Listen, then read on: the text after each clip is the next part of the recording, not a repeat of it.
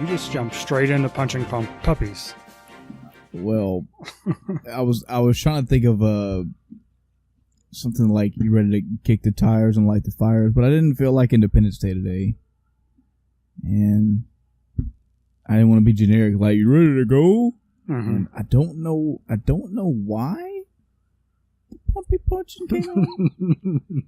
I don't even have puppies, and I definitely don't punch them.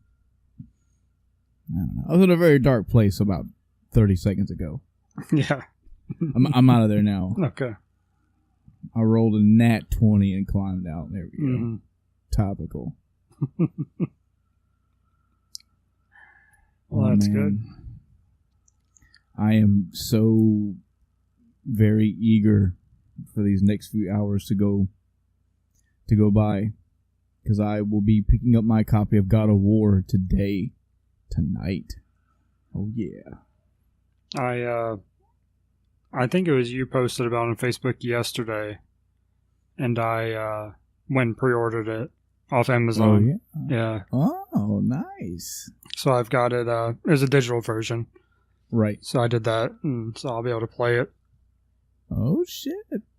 Might be a dual End of Time cast review next week. Mm-hmm. Impromptu. I was actually considering moving the recording to the Mario. To Mario. To Mario. We keep it real game tight here on the Time Cast. It took me a second. There's that pause, so I didn't say anything, didn't make any noise. I was just processing that, like, did that really? Did I hear that right? Yep. To Mario. Thought about it. But then I realized that is not that is a Sony property and not a Nintendo property, so it wouldn't work. Quite a few things going on here, or going to be happening here fairly soon. Well, not a ton. I mean, I know God of War comes out tomorrow for most people. Yeah. But, and then Infinity War is in 8 days, 9 days, something like that. That'd be nice. In any case, hello everyone, and welcome to the End of Time. I'm Mario Cole. I'm just Chris. Yeah, I'm just Michael.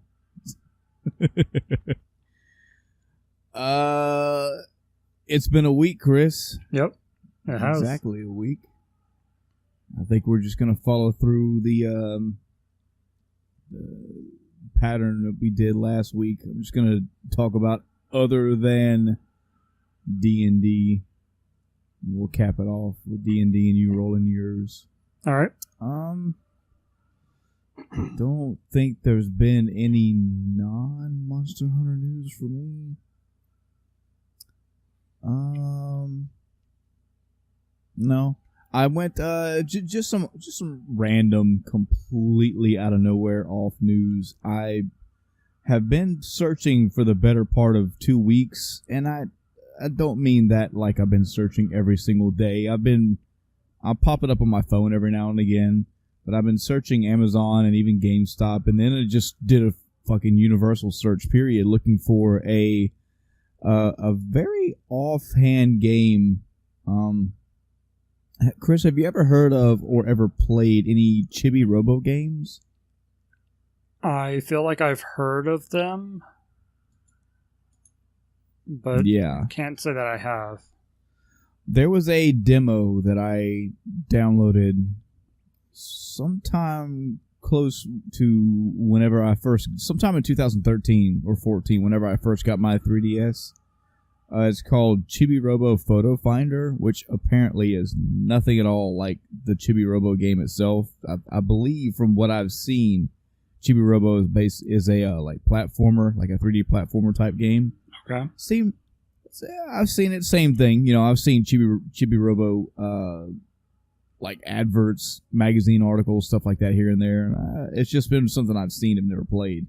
I got this demo for this game called Photo Finder, and I tried it out, and it was passively interesting. It's you have to go in real life and find these actual objects in real life, like a spoon or a chair or whatever, and you use the camera on the 3DS to take a picture of it that matches you basically got to match it to what they want you to find, and you progress through the game. And I've been kind of capping out my 3DS library, just finishing out the last few games that I've ever wanted to buy or have. And that was one of them. I've got down that far to the list. I think the last one was I was looking for Donkey Kong Country Returns 3D for the 3DS. I think I'm missing that one and the Chibi Robo, and then just any other little knick-knack games here and there that caught my eye. And I've been searching all over the place for this game.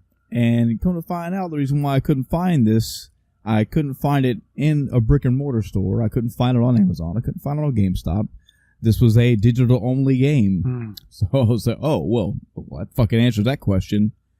So finally went on the Nintendo eShop for the first time in maybe 4 years and snagged that bad boy. I do have about 15 to 20 3DS games now. I have a healthy little library of 3DS games. Pretty large library. Yeah, to keep me occupied whenever I. And you know, this shows my age as well, but it shows how far I've transitioned away from my old opinion about digital downloads. I don't mind having this 3DS with its carrying case. And having I bought a little carrying case with it. I bought a case to carry the games as well. But having games just on something and with a Steam-like mentality where if ever it gets lost or I buy a 3DS, I can just buy it again. It's slightly more convenient than having a hard copy. I still like having a hard copy. I haven't fully transitioned that, except for when it comes to PC. PC, I think I have like 3 PC games physically in my house. I think that's StarCraft 2, and Diablo 2. Yeah, I've got those 3. Yeah, for real. I've got more than that, but I haven't. Yeah. But they're all at least 15 years old. Yeah. Well, those are the actual like boxes that I have. Mm-hmm. I think I have Age of Empires 1, Command & Conquer, Red Alert, some Sonic mix CD games I had. So it's got like 7,000 Sonic games on it. I don't know, but in comparison to like my GameCube library, my Nintendo library, my PlayStation 3 library, my Xbox 360 library, etc., mm-hmm. I have several physical copies of those games, but when it comes to PC games, all the 100 and who knows what I have, probably 80 something. I haven't looked recently. They're all on Steam, and they're all on my computer in digital form. But yeah, I don't know. I can't put a finger on when that's ever going to change for me. I think I like a mixture of both. I don't know why I pick the hard copies for the consoles and not for the PC. I guess because it's easier. I mean, if there's a game I'm looking for on PC or a game that somebody recommends to me or one I'm looking to go try, I'll just go search Steam or GOG or something, and if it's there, I just buy and download it. It's like not even a forethought to me, But yeah. Again, God of War is coming out, and obviously there are digital copies that almost I think for the past 2 generations, you want the game, you can probably just buy it on their store. I just get the hard copy. I don't know why that's so. I make that differentiation, and I don't know why. But I do admit to the convenience. As long as there is a 100% little to no hassle guarantee that if I either swap consoles or wipe my drive or fuck you, I just want to re-download the game for whatever reason I can, mm-hmm. then man, I'm all about download.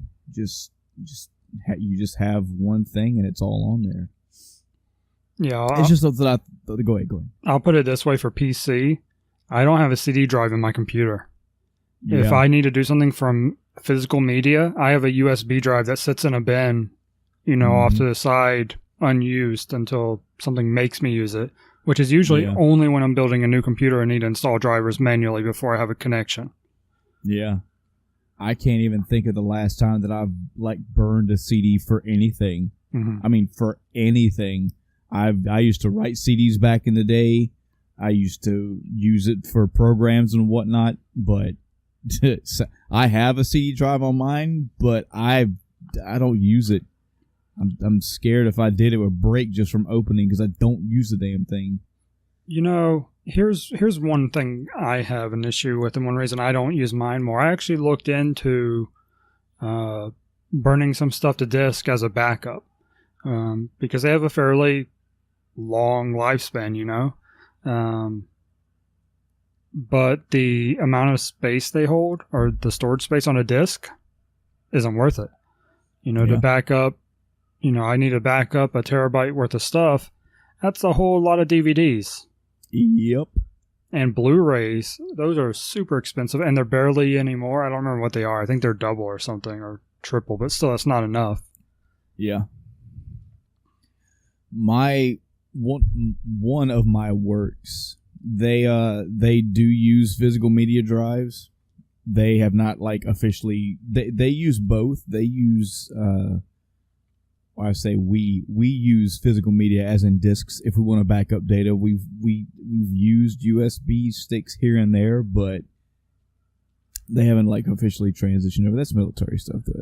It's understandable. Yeah, but yeah, every time I go to any department store or shopping or whatever, and I go through the electronics section and I see towers of discs, I'm like, I remember those days. Yep, I definitely remember those days. Buying entire fucking anime seasons and series and putting them all a disc. Yep. Yeah. Yep. It's so funny just thinking, you know, I remember the day like discs came into my life and left. Like I have lived through the disc era. And I'm still alive. Like it wasn't like a, you know, 2-year thing. That was it felt like a decade worth of media formats shit. Yeah. And now it's like, nah, man, if you don't have like fucking 10 terabytes worth of storage space, you're fucked. Yeah. It's interesting when you think about that and how, you know, I talked about it not too long ago. I think it was Best Buy or someone was going to stop selling music CDs because you just everybody has MP3 players or cloud stuff or whatever, you know. That's a topic for discussion right there, since, you know, just to tangent in my own fucking week and my own fucking podcast, I still use MP3 players to this day. I still use them today. I try to find them where it really doesn't matter how much storage space they have on them, as long as they have a card that can support something. And usually I can get away right now with like a 32 memory card's fine. If it can support 64, that's even better. But you will be surprised. Despite what I see when I go to brick and mortars, and despite what I find when I go through Amazon or any Newegg, anywhere to try to find it at like just a fucking MP3 player, it is not that easy. I feel like MP3 players as a whole have gone to the wayside. I don't know what the media is that has replaced them aside from just your fucking phone. Yeah, I was gonna say your phone. I suppose, but man, I have spent the better part of 10 plus years going through trying different brands, different companies, different models of ones that have worked before. It's not that fucking easy for me. It has not been easy. Now, I'm sure you can go to Amazon right now and just type in MP3 player and you can find a laundry list. Let me tell you where your hangups are going to be. Number one is brand and reputation. You're gonna if you're paying something if you're paying for a good brand like a Sony brand, you plan to be spending $100 or more, $200 to $300 for some good Sony ones that I've seen. RCA's are pretty good. Philips are pretty good. The SanDisk ones have always been up and down. I've spent many years and lots of money burning through these products that they'll either drop or they'll stop working. They'll crash and won't work anymore on their own. I had one that was a Sony model. I'd have to go look up. I've got it in my phone somewhere, but I had a model of a Sony MP3 player. It's one that I actually kept in my truck day in and day out in the heat and in the cold. And it served me probably 6 to 7 years. Mm-hmm. That's not buying a new memory card for it. That's its own internal memory. It had all the features that I look for. The features are another issue when trying to find an MP3 player that I like. I want one that has a random ability, one that has a true like fucking random shuffle ability. Just all sort of little touches that I like on an MP3 player. And what I found today is that, yeah, visually, if you just look and search for an MP3 player, you can find several. Most of them are fucking garbage. Most of them are either they'll crap out within 6 months to a year, or they'll crap out later. Which, I mean, if you're buying something, you don't want it to crap out. Period. Mm-hmm. And I understand it's electronics. I get that if it's electronic or mechanical, it's going to break. I get that. But man, if I'm spending like $40-$50 on an MP3 player, and it doesn't have 64 gigs of fucking storage space, and it craps out in a year and a half, I'm kind of pissed off. I've got a few right now that are like the last limbs, but it's not easy. It hasn't been easy. I've tried several. I've tried some of the off brands. I try to go through the user reviews and just, let me see who has the most reviews and the highest reviews. And I'll see some typical stuff like, oh man, I was looking for one. This was like $30 cheaper than anyone I've ever found. It takes a little bit of tinkering to mess around with the interface, but yeah, it works good. And they'll crap out. But yeah, I use them for when I run. I use them at work. I use them in general. I still use generic MP3 players. I do not use my phone as my MP3 player. For my podcast, for my music, for any audio, the only thing I use my phone for is watching videos when I'm not here at the house, and through YouTube. Sure. But my phone is not a music player to me. My MP3 players are, and it's been a challenge. It's been a fucking actual thing to where like, oh well, that one crapped out. I have to go searching for if I go by, say, I understand these are completely mechanically different, but if we have pet rabbits, if one of my rabbits are loose and they chew like my fucking cord for my charger cord for my phone, I go to Amazon and 30 seconds later, 3 clicks, bam, bam, bam, 1 button click, fucking free 2-day shipping because of Prime, bam, I've got 5 cables coming to my house, no problem. Mm-hmm. That's looking through reviews and finding shit like that. If I want a new PlayStation 4 controller, and I don't feel like going to a brick and mortar store, bam, bam, click, click, new PS4, new controller, click, click, 1-day shipping, straight to my house, bam, done. If I want almost anything that if I want something and need to buy something, it's straight through Amazon. It doesn't take me long. It doesn't take a lot of research, even stuff for my cameras or stuff for this podcast. But when I go looking for an MP3 player, it's like an hour's worth of work of sifting through all the shit and finding something that I hope will work, and then finding what's available. And yeah, it's been a fucking thing. Mm-hmm. And like, I hate that. What do you use outside of your when you leave the house and you want to listen to music, podcasts, whatever? What do you have? I just use my phone. I have the Amazon Music app, and that's what I get a lot of stuff on because of Prime. I get access to certain free music, and some of it's actually good, so I use that mostly. You can also transfer over your own and play it in that player, but my phone doesn't have a whole lot of storage, or at least my last one didn't. I haven't transferred anything to my current phone. Yeah. Yeah, I honestly don't have a solid reason why I don't use my phone as an MP3 player. I know most people do. I don't even think it's like an age thing. I understand the availability. Your phone is always on you, therefore you'll always have a media player always on you. But I guess I'm just so landlocked into the mentality of always having an MP3 player. My music, my media formats to me over years have been vastly different. I come from that age where when I first started listening to music and could do shit on my own, like recording songs from the radio as they were playing on the radio on a cassette player. That was my shit back in the day. And then when fucking discs came around, they're like, yeah, you could just fucking make your own discs, whatever you want. And then it was, no, you don't even have to make them into music format. You just put the music on the file and data, and it will read them. And then MP3 players came around. Yeah, I don't know. I've always been landlocked in MP3 players in my mind. So that's a long-winded fucking ramble about, yeah, MP3 players are not easy to find. You would think they are. You could find them. You can go to any fucking brick and mortar retail electronics department right now and probably find 20 of them.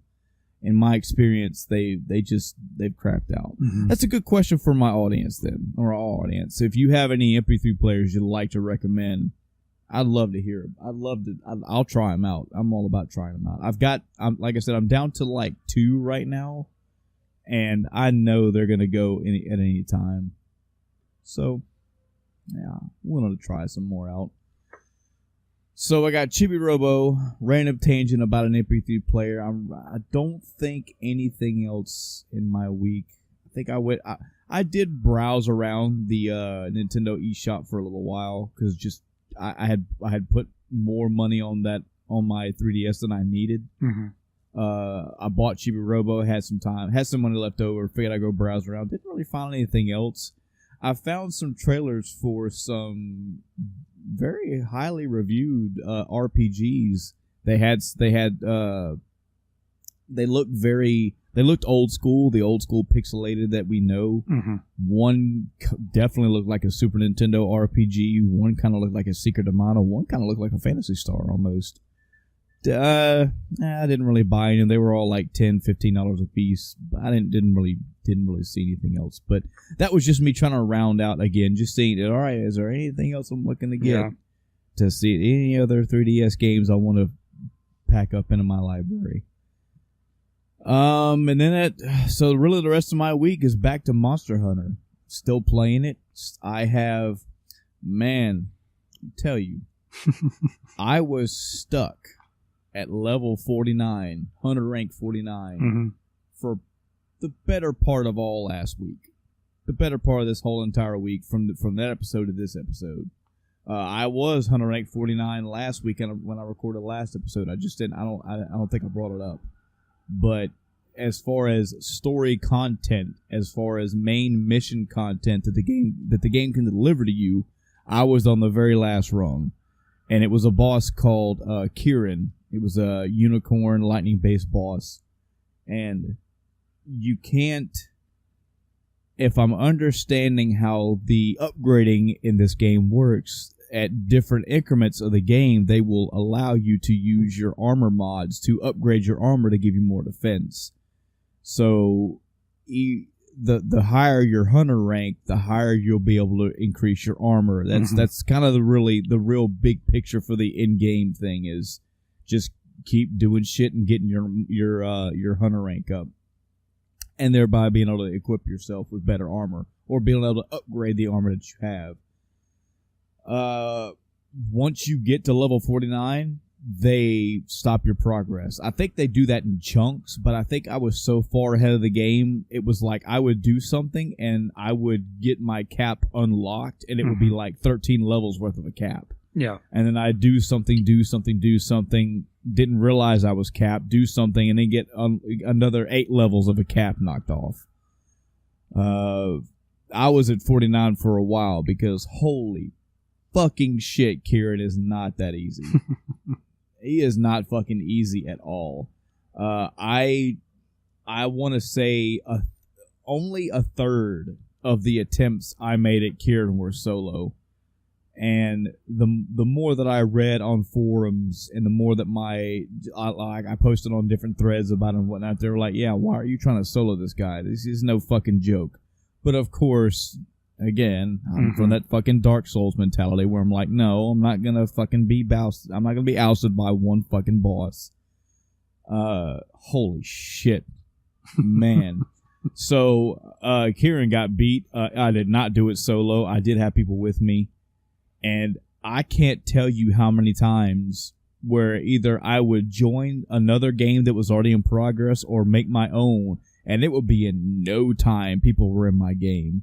I locked a few of mine to single player, but eventually I just fucking let it go. And, you know, if somebody joins, cool. If they don't, they don't. Mm-hmm. But I had people joining my games where it was me at level 49. The other person will be like level 80 something. The other person will be like 120 something. All of us wipe. Like, no joke. I'm looking at, I'm getting different tips. I'm getting different abilities. I'm seeing what people are doing. Mm-hmm. I had shit that I know I needed to have, like my lightning, my thunder mantle, shit like that. I did what I could, and I think I fought him probably close to 50, 60 some odd times. Yeah, and I'm eager for those that are going to comment in and go, I beat Kieran like on the third battle. What's your fucking problem? I feel you. I'll just pat you on your shoulder. Good job. Mm-hmm. I've had my time. I've had plenty of games in my time like that. This was not one of them. Severely getting frustrated with this fucking boss. Mm-hmm.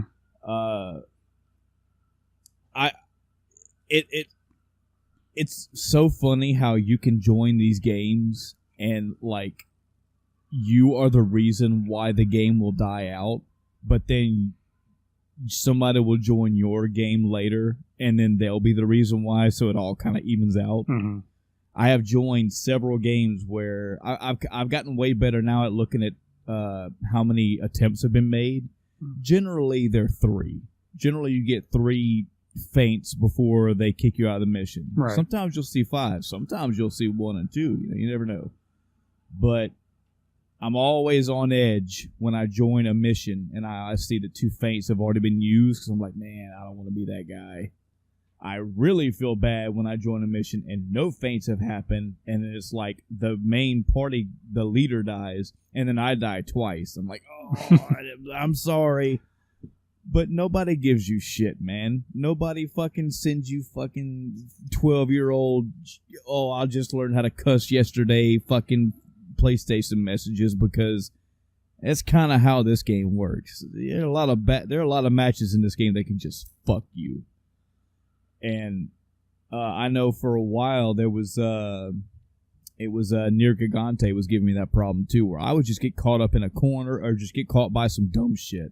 There's nothing more aggravating than getting into a match, eating your food, getting yourself prepared. You go out there, 6 minutes later, you die. You come back, you can't eat your food because there's a time limit on when you can eat your food. So you're like, well, I guess I'm going to go in here now with lower health and lower stamina and hope I do better. And then you wipe again. It's like, oh, man, Jesus. The simple solution that Chris, obviously, is just don't fucking die, though. So yeah, get good. It is. Yeah, exactly. As far as progress in this game, I am now to the point of, and this is probably all going to become moot because, again, God of War today. But I have picked at least one weapon from every single class and have chosen a branching path that I want to upgrade that weapon to. Some of them have been to looks. Some of them have been to the actual stats. I think I found a great sword. It was either a great sword or a hammer that had like 1,800. No, like 1,180 something damage. I don't know. I didn't pick them all just because they had I didn't min-max them for every tree. Some of them are like, oh, that fucking sword and shield look cool. I want to do that. And I think I've got like 4 more weapons to go, 4 or 5 more weapons to go, and I'll have every one of them maxed out as far as they can go in their tree. and then I'll just try some more. I've been trying to take the newest weapons that I've upgraded all the way into battle and use them, but I still have to beat these enemies to get the carvings off of them, so I kind of retract back to the weapons that I'm mainly used to using. Mm-hmm. There is an event out right now for a new boss. Gives new weapons, new armors, new Palico equipment, all that stuff. Not a big fan of the armor, so I didn't use it. I didn't like it for my Palico, so I didn't use it on him either. It was definitely a cool battle to get into, but not something I don't want to jump into 30 times. The Mega Man event, I guess, is still going on, so I think I want to finish that out. I only got the Mega Man Buster. I'm like one ticket away from getting all of it upgraded, but again, I don't know how I feel about fucking 3D pixelated Mario look at the Palico. It is cute as fuck to see Mario running around and firing a blaster. Yeah, I have no problem admitting that, but I think I'm good with mine just having the blaster. There is some spring event also going on right now. I'm saying all this to say that I'm kind of feeling like once I upgrade the weapons, it's really going to be up to how either the interactability or the level of help I feel is needed, or me just want to play, if I want to continue playing after that. I think right now, as of this recording, I have like 220-something hours into the game, which that fucking blew my mind. Last episode, I told you I wanted to check the time, and I didn't get around to it. After that recording and post-editing and all that shit, I, of course, went back to playing Monster Hunter. I had like 180-something hours into that game. And I had to fucking put the controller down. I said, there's no fucking way. There is no way. You don't realize how this game is deliciously slow.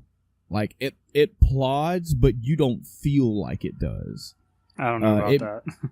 Well, I loaded it up last night again. Yeah. Well, just for me, I can see how it does. I mean, you got to chase monsters around all the time. There's stuff to do in between the matches when you're waiting. But I mean, when I went through my monster list and just looked at all the like how many of these monsters that I fought, it just blew my mind. I have fought a fuck ton of monsters and killed a fuck ton of them, and I didn't realize that. It didn't feel to me like I put 180 hours into it. Mm-hmm. But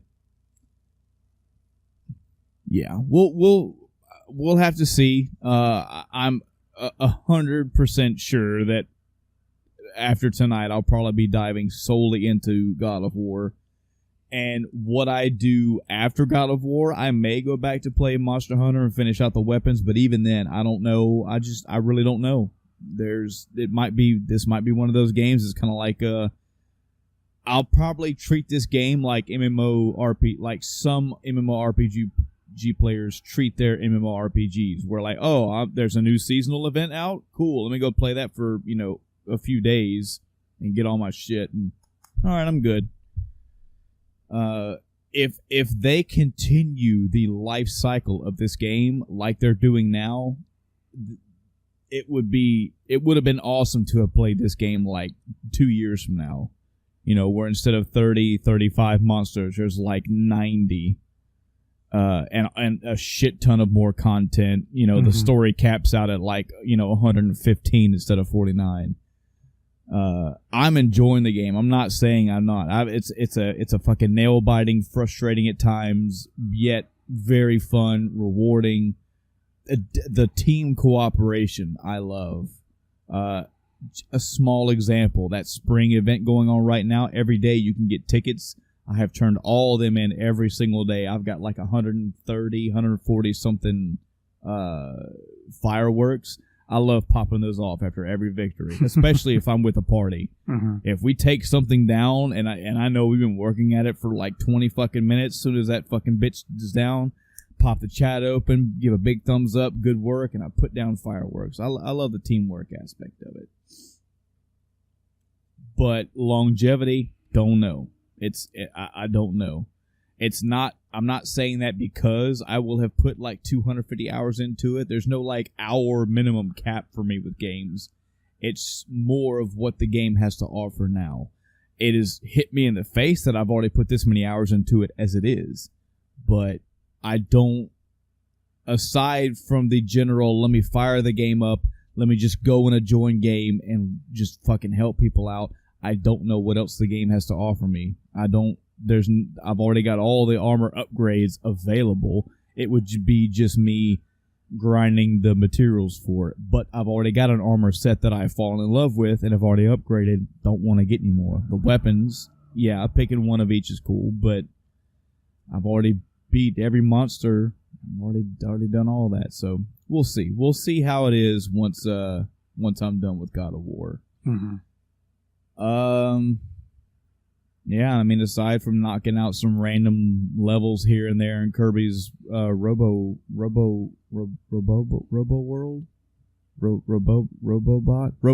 there we go.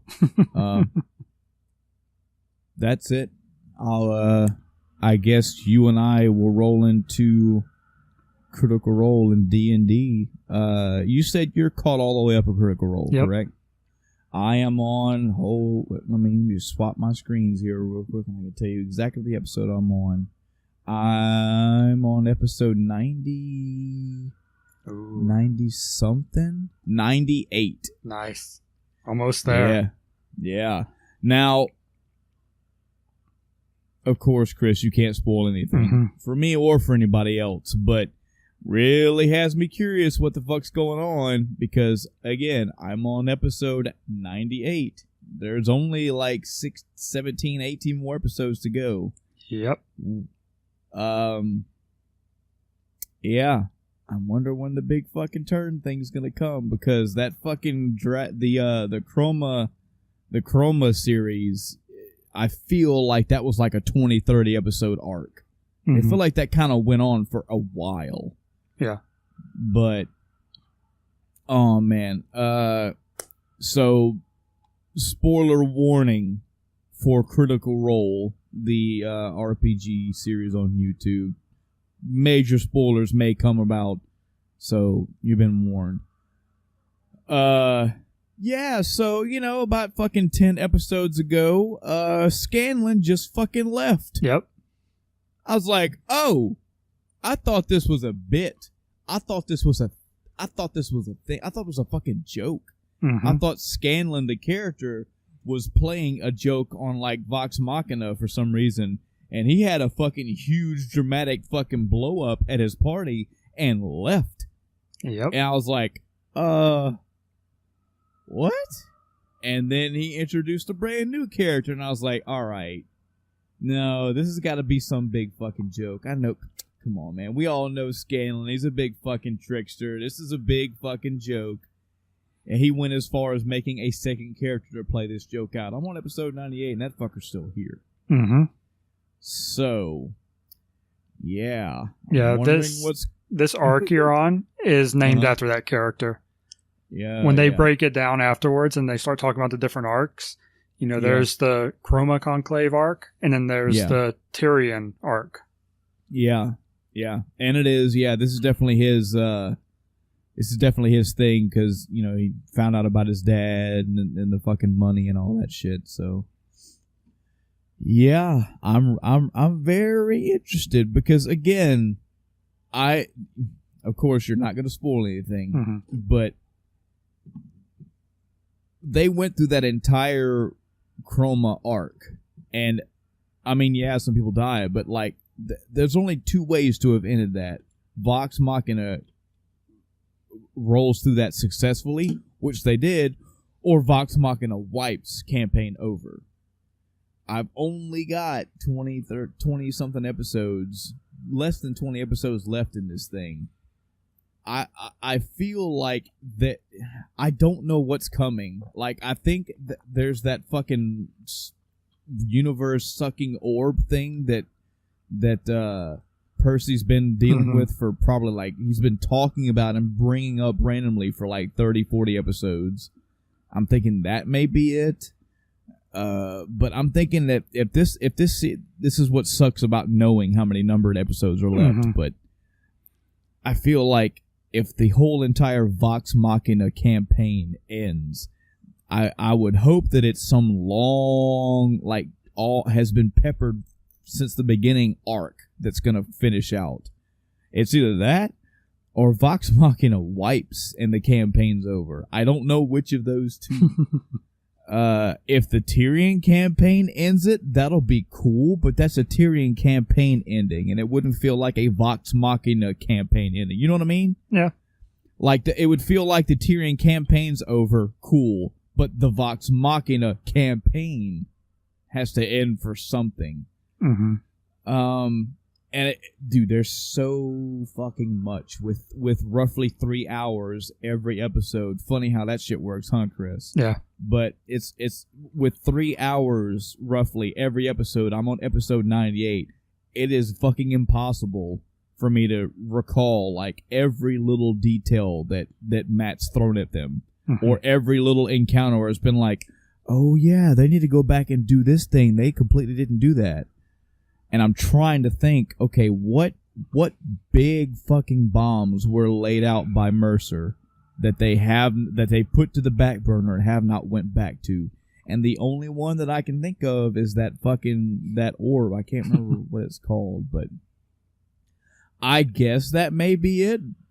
Which I think it was last episode, they actually did talk about, they finally scryed into it or something, and they saw what the other side was, because apparently that orb is like a door. It's Shot like the arrow. Door. Yeah, the Oracle arrow. Yeah, and Matt was like, "Yeah, it's pretty much that's the negative version of the Feywild." And they were like, "Oh, we're fucking doing this. Let's go." And I was like, "Yeah." I mean, look, this sounds so bad. It sounds such an asshole to say. It's not that I don't like Tyrion, is that I want to know why the fuck Scanlan left like that, and now this guy is here. I like Dodie. I think Dodie's funny as fuck, and I loved Terry on the onset with him being like a complete fucking douche nozzle until they put him in battle and he fucking got his ass kicked. And he was like, "Oh no!" I do like Tyrion. I do. But they shot that fucking arrow through that crystal, and they saw what was on the other side. And Percy was like, "Hey, we're fucking going. Hell yeah. Let's get our shit together. Let's start planning. Let's do this fucking... There's something on the other side, and we're gonna go. Vox Machina, yeah!" And the moment they were going to do that, the shit with Tyrion started. It's like, "Oh, Tyrion, you got kidnapped." I'm like, look here, Witcher 3. Hold on, okay? Don't fucking ramp me up. I'm already curious of where this whole campaign is going. Don't fucking start that engine and rev it up and then pull the fucking key out and go do this other thing. So it's good. It's still entertaining, but I'm like, okay, let's get this fucking family business shit done up, because I want to know where Tyrion's ends. 1, 2, I want to know what's really up with Scanlan, and 3, I want to know where this fucking shit leads to. I want to know what's on the other side of that orb. I want to know how they handle it. I want to know what's about to go down. So, we shall see. I don't think you'll be disappointed. I hope not. I don't like the brakes being pulled on me like that, but maybe it'll be worth it when it's all done. So, oh man, love it. Good time. I've been steering very, very clear of campaign 2, so I'm not. I don't really know any details about campaign 2, other than I know they all have new characters. Yeah, that's about it, which makes sense. But that's where I am. I'm getting to the end now. I would say within if not this week, it'll probably be the next week. I'll have this campaign finished. I have a feeling once you get close to the end, it will go very quick. You won't wait. Yeah. It's excited. I can't wait because now that I've said this not only to our audience as a whole but to you as well, because you've already seen it. Mm-hmm. You already know. You're that guy right now. You're like, oh, I know. I could tell you, but you gonna find out. Yep. Let's talk D&D for 2 minutes. We did play D&D last week. Yep. Well, yeah. This we did week, play our... How do you think it went? It's, again, it's a little, as a DM, frustrating not to get to the meat, but it seemed like everybody enjoyed themselves, and it wasn't bad stuff. It just wasn't anything I had planned, you know. And I'm currently in the process of, I'm going to have to completely redo the encounter now. You know, whatever occurs there. Because it was originally based on you stumbling across it in progress, you know, whatever's happening there. But now I don't have that. So I basically have a map. I'd already put everything out, you know, all the stuff on the map is now worthless. You know, like Pro Jared said, man, if you don't use it, repurpose it and use it later. Yeah. I mean, the map itself is going to be used. That's where you're at now. I literally just deleted everything off of it. I made a copy of it and then deleted everything off of it and then put you guys on it again. And then let you do your thing. Yeah. But as far as who you're going to run into there and all that and what's going to happen, I still have to replan that. What did you think of it as, you know, a player? So I will definitely say right now, I had it in my mind that I was gonna do something at the beginning of this one. I mean, again, I don't like metagaming it, but I had in mind something I wanted to try, and it did not work out the way I wanted to. I wanted to not be the guy that fucking said anything. We had initial decisions that needed to be made. We had shit that needed to be done before we headed into this area with these forget what they were, clergy, cultists. Yeah. And I said to myself, you know, I'm gonna fucking sit back. I mean, I'm not gonna be that fucking guy, but I'm gonna sit back and I'm going to let other people decide what's going on.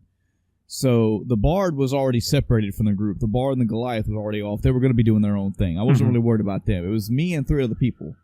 Well, let's see. So when you started it up and you went through the thing and you're like, all right, guys, so what are you doing? I didn't say a damn thing for about 45 seconds.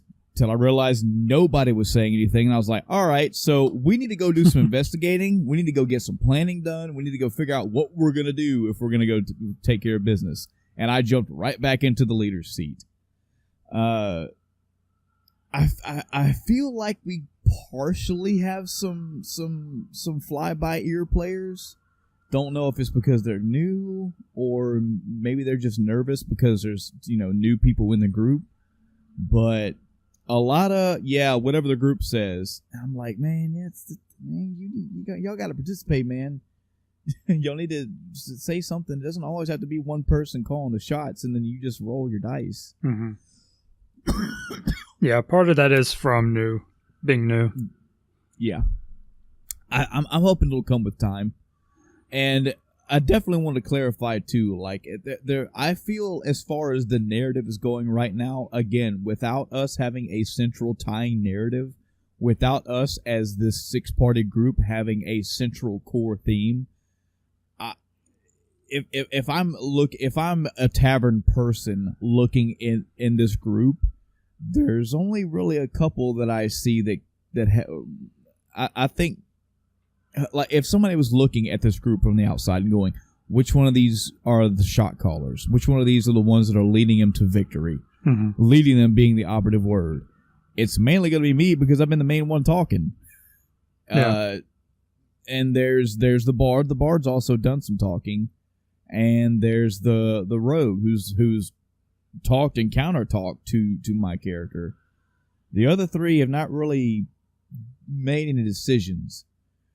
It's not going to bother me if my character ends up being the leader. There's nothing wrong with a ranger being a leader. I mean, they're pretty well traveled anyway, and if my character has some type of intelligence, I'm going to make him use it. So I mean, I don't want it to be like, I don't want to have to engineer the game for me not to be the leader, because I don't mind being it. Mm-hmm. I think it's less. I've thought about this a lot, and I think it's less and less that I'm worried that my character is going to be a leader, and more that I'm going to be the guy talking the most. Sure. And I talk a lot just in nature, mm-hmm. period. But I don't want myself to feel like this is the Jowie show, much less the other 5 people in this group. So I keep trying my best to, at times where you come out and say, all right, guys, X situation, the 6 of you are here. What's going on? I try not to say anything, but then nothing happens. Yeah. Or nothing productive happens. And I say that in a nice way. I'm not saying that, well, I'm going to go to the tavern and buy and go buy some ale, whatever you want to do. But yeah, I just don't want it to feel, I don't want to walk away from a session going, man, it's just, I'm fucking doing everything. And I want to know about these other characters. I want them to have their input and their contributions. And I want to feel like when I look at Vox Machina as an example, this again, and I'm not fucking solely 100% saying that Chris's campaign is going to be like this. I'm saying when I look at the only other example I had to look at, Chris, who do you think the leader of Vox Machina is? I mean, I would kind of lean toward maybe Percy, and that's from halfway through the campaign and on. Yeah, it kind of changes. He kind of changed. He went through being the guy that was definitely there, definitely a strong fucking team member, to the guy that's stepping up and talking to people and, using his royalty almost at some points to be mm-hmm. like, this is the way things are going to go. Kind of maybe Vax every now and again, but I can't look at them and go, okay, of these 6, 7, 8 people, this is the leader. They all contribute to one degree or the other, and that's every episode too.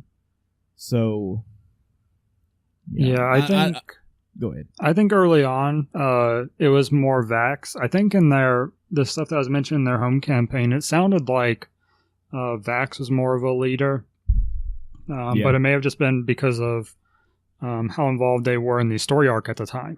I think that's also part of it. Even at one point, Grog sort of became the leader because they were deferring to him because this was his thing. This was his, they were going to follow him, whatever decision he made, supporting him,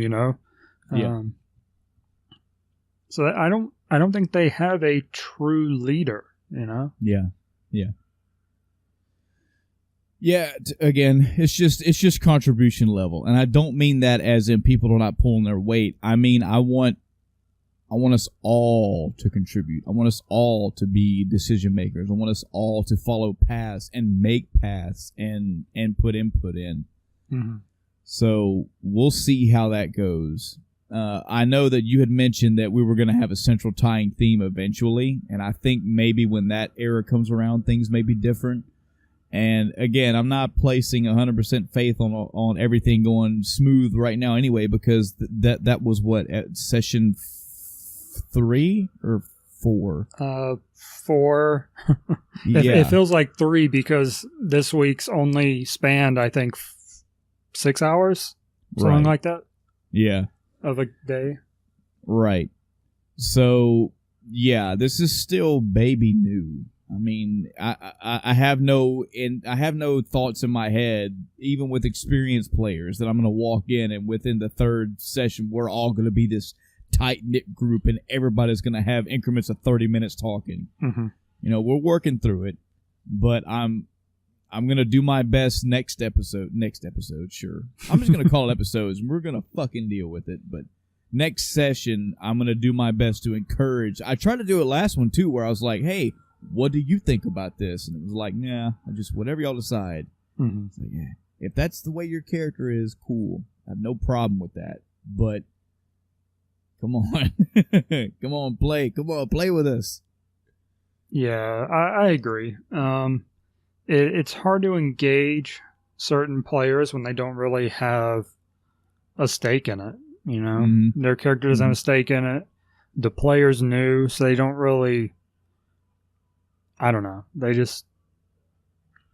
It's hard to put without sounding insulting. Yeah. It's just something that hopefully will improve over time if they want to keep playing. Yeah.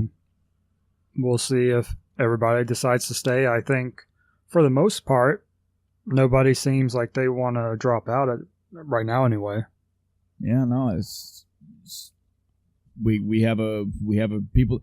It's do you kind of get that fucking raid leader feel right before the episode starts, where we're like, all right, so it's like we're gonna start at 8 and it's 7:55 and I see one person online. Mm-hmm. Dude, I feel so bad. This week was okay. This week wasn't bad, and the week before, not last week, but the week before that, two sessions ago was okay. But the one last week, we were missing half the people when time rolled around. I was like, "Yep, here it goes." Hair pulling, dude. I feel for you. But to be fair, part of that was because we changed the day, and right. At least one person didn't get the memo because they didn't read my things in Discord. Yeah. And it was kind of funny. One person had asked me about 3 hours earlier, "Are we playing tonight?" I said, "Yeah." Dude. And they were one that wasn't there on time. I was like, okay. Yeah. That's... yeah, there's somebody that's asked you almost every like we're all playing tonight, right? Like, yeah, we're playing tonight at 8, right? Yeah. We discussed this last week in the session. It's already been set in stone. Yes. Yeah. You know when to. I'm sorry, man. I get fucking raid leader mentality about that. It bugs me. Like when people know when the schedule is, but then they act like they don't know. Like, you were here. We all discussed this as a group. We're always going to be here. We always have been here. And if not, we said that we were going to be here this day at this time. Oh, okay. Yeah. I've also got to mention, I didn't even think about telling everyone this. It's kind of one of those things I thought would be obvious, but when you go to the games on Roll20, I've been setting when the next game will be. Yeah. And it does a timer for you, either in days or in hours, depending on if it's that day or not. So I'll have to mention that. I wanna make that clear though. Chris, have you been a raid leader in 11? Mm-hmm. Yeah. So him and I both have experience on this. I want to make this very clear right now because I feel like there's some upper echelon elitist fucking raid leaders who are going to be thinking like, oh, this is one of my guys. I'm not one of your guys. My raid group was very fucking lax. Okay, we met up like at the most twice a week, and we didn't fucking push DPS, and we didn't try to be the best. We weren't trying to be fucking day one conquerors and shit like that. We weren't by a set regiment. As long as my group let me know they were going to be late, that's all I cared about. When people showed up 15 minutes later acting like they didn't know when the fucking raid was, then I just had to talk with them. I didn't, lambaste them in the group. But if other people are setting aside time to be there and we all know when we're going to be there, just fucking be there. Like, that's how I feel about it. It's not just me as the raid leader. It's other people that are like, hey, we're all here. Like, just, it's not a job. You're not being paid. And yeah, it's all fucking twirl your fingers in the air video game related. But if you're in an 8-man raid group and you're one of those people, there are 7 other people waiting on you. Like, they could be out shopping. They could be playing other games. They could be spending time with their spouses, spending time with their kids. They could be washing their car, mowing the lawn, fucking paying their taxes. Who the fuck cares? But they're here waiting on you. It always bugged me like, oh, was it today? It's always been today. Oh, I thought it was an hour later. No, for the past 22 fucking weeks it's been at 7 o'clock, not 7:30. And it's even, oh man, Chris, we're going to be able to fucking, we're going to be able to tangent with this. It's even worse when you see the fucker in game and you see them join up for like what is obviously going to be a 30-minute raid 10 minutes before raid starts. You see them joining this match, and you're like, what? Yeah. So you got to fucking be the nice guy. Put it in chat like, hey, man, just a reminder, raid's in like 9 minutes. And they go, okay. And I see you join something that's going to take you half an hour. That's you also finishing it and getting out and getting healed up and getting your shit together and then getting into the group. Yeah. Oh, man. And it's not,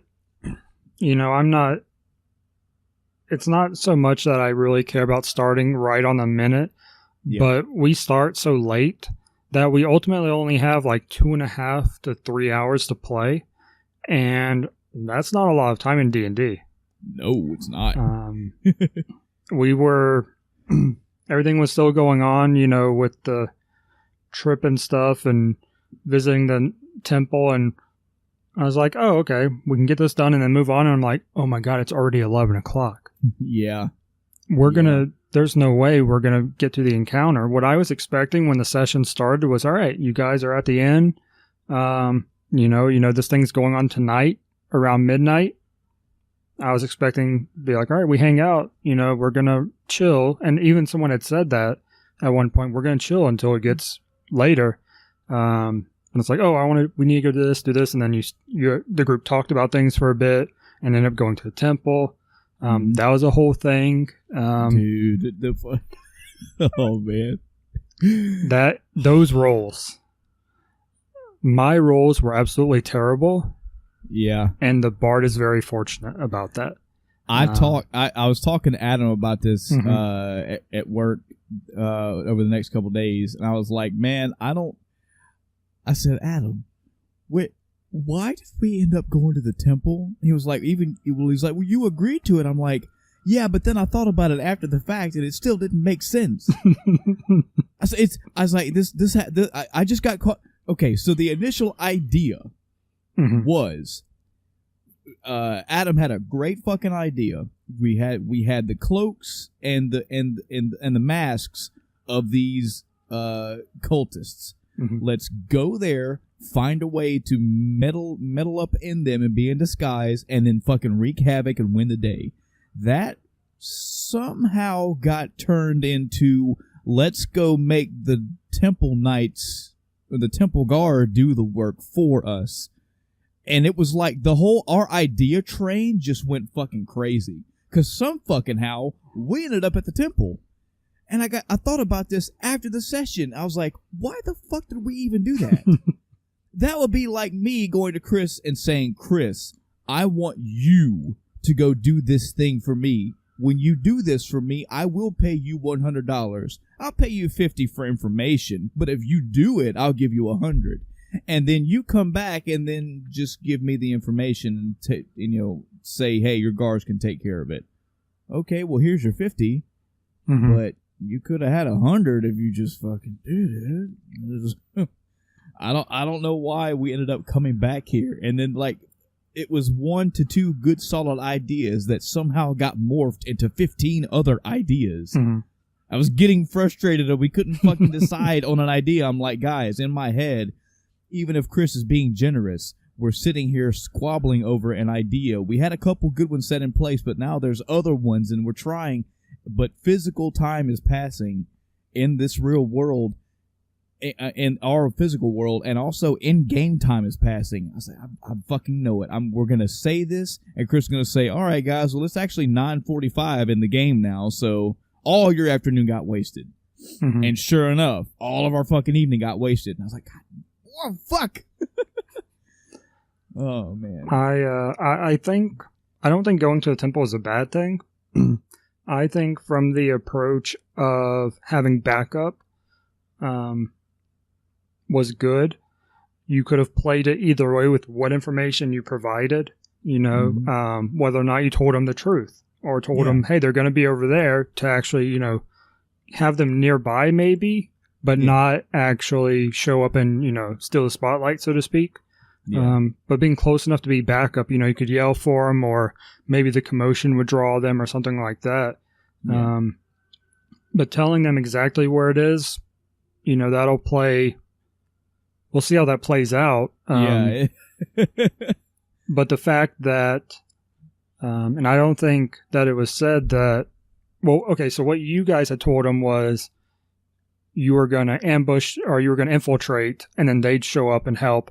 But that's not what you're doing now. You're actually standing by for an ambush. It got changed again. Yeah. So it'll still work out, I think. I will say, again, the fact that we're all new, well, not we're all new, but most of us are new. 1, 2, our characters don't know each other. Mm-hmm. 2, 3, our characters are low level. We're only level 2. Yep. I will say from Jowie's perspective, Chris, he's learning a lot. He's finding things very interesting. Oh, man. It's all fun, though. I walked away from last episode going, oh, shit. Some shit happened. All right. Mm-hmm. Little bit of downtime, but that quickly got fucking swept under the rug, and we were going to go do some shit. Yeah. And in a very poetic way. I know it sucks that we didn't have the encounter that night, but the fact that it's like, all right, we're set up. We're ready to go. And that's where we're going to end tonight. I was like, Chris Mercer, you motherfucker, you. I didn't want to end. I was prepared to stay up. I was like, you know what? I'm not gonna call it. I'm gonna wait for someone else to call it because I want something to happen here. Yeah, it was already so late anyway. Yeah. And between you and me, dude, if it happens because it happens, I don't care. But I would rather not end an episode halfway through an encounter. I'd rather not do that, I've seen Critical Role go all the way through one. I've seen the adverse to that where there was like almost a 5-hour episode when they were underwater. You remember that? The Kraken fight? Dude. It was like a 4.5, 5-hour episode. I wouldn't want that either. Yeah, I wanted... If we have to, cool, but I'd rather not stop a session halfway through an encounter because holy shit. My goal... both of our ends. My goal was to get to the initiative roll. Yeah. That was my goal. Yeah. Yeah. At least at that point. At the beginning of the episode, it was to have the encounter over and start talking about what you're going to do next. Yeah. But I'll settle for starting the encounter. Yeah. Yeah. We'll see. We'll see how this goes. Yeah. But other than that session, I actually didn't do a whole lot with D&D this week. Really? I have done a little bit of world building, but mostly in the sense of naming places and adding in smaller villages and towns. I still need it. And one of the reasons I haven't done more of the actual city and town placement is because I need another icon for towns, and I haven't found one I like. I have icons, like I use the anchor for the, coastal or lake places associated with water, and then I have icons for forts and castles and there's another word I was going to use, but I have icons for farms. But I don't have like a middle ground town icon. I have one that's like this little dinky village icon, and then I have a castle icon. I need an in between just town. Most of the ones I've seen are just like 3 houses or something like that, and I'm like, I don't really want to do that because I don't like the way they look or something. But so I've got to find. I mean, that's just one of those things. What I basically do is go on Google and Google image search and Google what I want and then icon. I might have to do black and white or map or something like that to get some icon. I'm like, all right, I want this one. Yeah, and that's where I've been getting all my icons. I don't think anybody's gonna complain, man. No. Just this whole Roll20 thing's awesome as it is anyway. This is a lot of, I mean, it is still work, but it's a lot less work on your end. It's all right there for you to see, rolls and everything. Yeah, I did spend a little time making a graphic that I can't wait to show on the next session. Okay. It's probably only gonna be used for about 5 seconds. Should get a laugh, but it was worth it. Okay. All right. So look forward to that. Yeah. I actually didn't I don't think I watched any D&D because when we did our last recording, I had already caught up on Critical Role because it was Friday, but today's Thursday and the session hasn't happened yet, so I'm not, and I haven't had anything to watch with it, and, yeah, I think that's it for D&D for me. I've just been doing a little bit of world building. Awesome. So how else has your week been? Man, I have more things on my list for my week than I do for the topic tonight. Holy shit, you've been a busy bee. I have. So the stage is yours. Go for it. So, God, I'm trying to think where to start. Let's start with non-games, since I'm talking about what I was watching. I'm still in that kind of funk where I haven't found something that I really want to watch. I've watched some videos here and there. I'm still caught up on Achievement Hunter. I've watched some other... I hadn't watched any D&D. I think I've tuned into a few minutes of a few streams just to get a taste of what they're like. Because if I'm going to watch them, I want to go back and start from the beginning. But I haven't found another campaign that really pulled me in. I did watch some of a world-building campaign that someone else was doing. I've talked about him before. He has really interesting processes and a lot of information and work he puts in. Because he runs several campaigns, and all but one are based in the same world. Oh, so, wow. People are scattered across the world, and that's pretty cool. And players have an impact on the world, so other campaigns fill those impacts. I think even because of the way he does things, or he's so busy with D&D, it's his full-time job basically, is being a DM. Yeah. I think he even has more than one system played, because he has a homebrew, heavily customized kind of 2.5 edition is his main edition, but I think he's also done some 5e. I know the one that's not part of the world is 5e, if I'm not mistaken, but I think another one is as well. So he may even have two systems that he's dealing with in the same world. Wow. But I did watch a little bit of that just to get, the juices flowing and help with some inspiration as I world build. More perspective is always good, man. Yeah. Especially for somebody like me who has zero fucking creativity. Like, I'm like, man, I need it. Yeah. I say that, and yet you ask me to write a character bio, and I give you 20 paragraphs. So I don't know. Well, to be fair, you also had something you were working off of on that. Yeah. It wasn't truly from scratch. Yeah. It's interesting how I'm not a very creative person either, which is not a good thing for a DM. But when I get an idea, it just kind of morphs occasionally. Like the overarching plot that I thought of came about because I was like, oh, hey, I was looking actually through icons for Roll20, and I found one for something, and I was like, I like that. I want to use that. I want to be able to put that on my screen. So what can I go from here? And I was looking for something else, and I stumbled across the Cultist. I was like, I want to use that. Yeah. Okay, so now I've got a cult. What is the cult doing? Okay. How can that tie into this other thing? I've got it. All right. So now I have my overarching plot, point. Now I just have to flesh it all out, which is the most difficult part. Because the overarching plot came to me in like 10 minutes worth of time. And I've been working since then, hours of trying to fill out stuff around that and in the middle. It's fun though. It's been all right. I've actually, because of how we only play once a week, and like I said, our session's roughly 2.5 to 3 hours.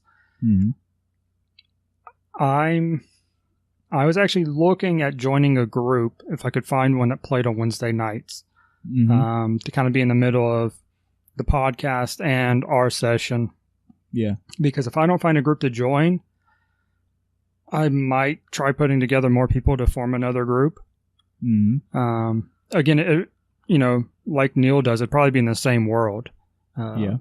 Because you're in this country, on this continent, and that country takes up roughly a third, if that, of the continent. Mm-hmm. So I have all this space, all these things I've already started fleshing out, not where you're at, that I could use, and playing another game with another group would allow me to flesh out things around them, so then I can start connecting things, and the world will start coming together. Because I want to play D&D. I want to play more. Once a week isn't doing it for me. It's good as a DM to have a week, but because the last 2 sessions, really, when you look at it, haven't moved forward in the overarching story, I still have material. So I'm not needing that week to come up with what's going to happen next, Right. I'm using that week to go, okay, I can't wait till they get to what I made 2 weeks ago. Because like I said last week, once that happens, the group will make some decisions, and that'll drive what we do. And I'm kind of trying to get to that. I'm trying to flesh things out to where when we get to that point, options are available. But at the same time, I'm kind of juggling what options should I do, because I don't know what the players are going to want to do at this point. Like you've said, some of them haven't said a whole lot. So I don't know what kind of hooks I need to get everybody engaged and on the same page. Yeah. It's not one of those things you want to force. It's like, well, we're obviously a group of people that are playing this game, so we're going to be together. I don't have a reason, but I'm just going to do it. It's like, right. We need some reason to be together. Yeah. But yeah, so I might play more D&D. I don't know. Hey, man, fucking fill your time with hobbies you like, man. Yeah. For me right now, one night a week is good for me, because again, I have enough shit and not enough time for it as it is. But yeah. But if you feel you want more, man, go for it. Yeah. So back on the topic of stuff I was watching, since we got back on D&D, of course, I watched a lot of things. Up until about 4 hours ago, I was watching stuff. Okay. So I've been looking at YouTube, looking at Twitch, and I'm like, I was on Twitch the other day, and I'm like, there's absolutely nothing on here I want to watch. I was like, oh man, I totally did not send you a list of my YouTube channels. But that's okay. Damn. Sorry. But I was like, I've got on Twitch, I'm following, I don't know how many people, and there's usually like 30 people streaming at a time. And I've followed these people because at one point in time or another, I enjoyed something they were streaming and I wanted to keep watching them. Right. But then it's like, all right, these 5 of them are playing Fortnite. Don't care. Don't care. These are doing something else. Don't care. Random game, never heard of. Pop in. Nope, don't care. Let's see. What was the other one? There's a game that people have been playing that I've been avoiding because I don't want spoilers. I know God of War's been that way. That's been my internet blackout for the past 2 weeks. Well, I've also had several that are not. I say several. There's a couple that are actually doing God of War playthroughs for 1 through 3. And I'm like, I don't care to watch that. I've played 1 and 2. I don't have any desire to watch someone else play through it at that point. God, what was the game? I can't remember. Anyway, not important. But that was another reason I didn't want to watch her stuff. And I'm like, I have all these things to watch, and I can't find anything that I want to watch. You are the fucking TV of Twitch, man. Yeah. And I was like, you know what? And I actually had this open in another tab. I was like, wait. What am I doing? Why am I such an idiot? I have subscriptions to so many streaming things. Not only my Twitch streams that I subscribe to, along with the following, I have Netflix, I have Sling, so I can literally watch TV on my computer at any point in time. There's tons of stuff on Netflix. I'm like, I'm going to go look at Netflix. I was like... And off he went into the woods. Yeah. So, of course, on my front page, it's like, here are things, you started watching. Would you like to keep going? And one of them was Daredevil. Mm-hmm. Because that's something I've watched fairly recently. Actually, before I get into that, because that is a chain of things, I watched on Sling. I don't know how it came up, but it was on Netflix. And one of my searches, for some reason, Tomb Raider was on there. Okay. This is the 2001 Tomb Raider, the first one. Right. Angelina Jolie fair, got it. Yeah. My God, is that movie dated? Oh, boy. It does not hold up. Did it? Chris, did it ever? Did it really ever? I didn't watch it back then, so I can't really say without being biased at this point. So I'm giving it the benefit of the doubt. Yeah. That if I had watched it back then, I would have thought it was okay. Not great. That's about what it was. I would have said it was okay. It was a Tomb Raider. Both of them were that way. They were okay Hollywood versions of what they think Tomb Raider is. Okay, sure. Yeah. Not Resident Evil horror bad. Oh God, no. And it wasn't. I mean, the plot's one thing, which I have issues with some parts of the plot, a lot of the plot, but the CG and special effects were so bad. That was what got me. That's why I said this movie is so dated, because those effects are so bad. Which, even thinking that's 2001, I'm like, I don't remember 2001 effects being that bad. That was far enough along that it should have been better, but I pushed through it. It was okay. Wouldn't watch it again. Wouldn't recommend, but I watched it. But going back to Daredevil, I finished watching season 1. I was about halfway through it already. Kept watching, and when I had started watching Daredevil, it was kind of slow at points. And that's kind of why my interest tapered off, and I stopped watching it. Amongst other reasons, of course, getting sidetracked with other things. But there wasn't anything hooking me in, making me want to keep watching. There was there was the overarching plot, but it didn't seem that relevant at the time. But after watching a couple more episodes, I was hooked back into it. So it certainly picked up, and I enjoyed the rest of the season 1 of Daredevil much more than the first few episodes. Nice. And of course, the whole reason I was watching Daredevil before was because I wanted to watch Punisher, but I wanted to do Daredevil first because of timeline stuff. So then that made me pull up my bookmark I have of the MCU timeline. I was like, all right, I've watched season 1 of Daredevil. What's next? And so I ended up watching Avengers, which I have seen before, but it's been a while. And I think when I watched it before, it was on my phone when I was driving. So I wasn't really watching it. I was more listening to it. And even if I looked at it, it was a tiny screen. But this time I watched it again on my, desktop screen. Enjoyed it. That's a good movie. Yes. Very solid. Ties in well with everything else. Mm-hmm. Especially after going back and watching I'd watched the Iron Mans again, or some of them again. Thor, the first couple, not too long ago, so it was all more fresh in my mind. Mm-hmm. So seeing it all come together was a much better experience. Yeah.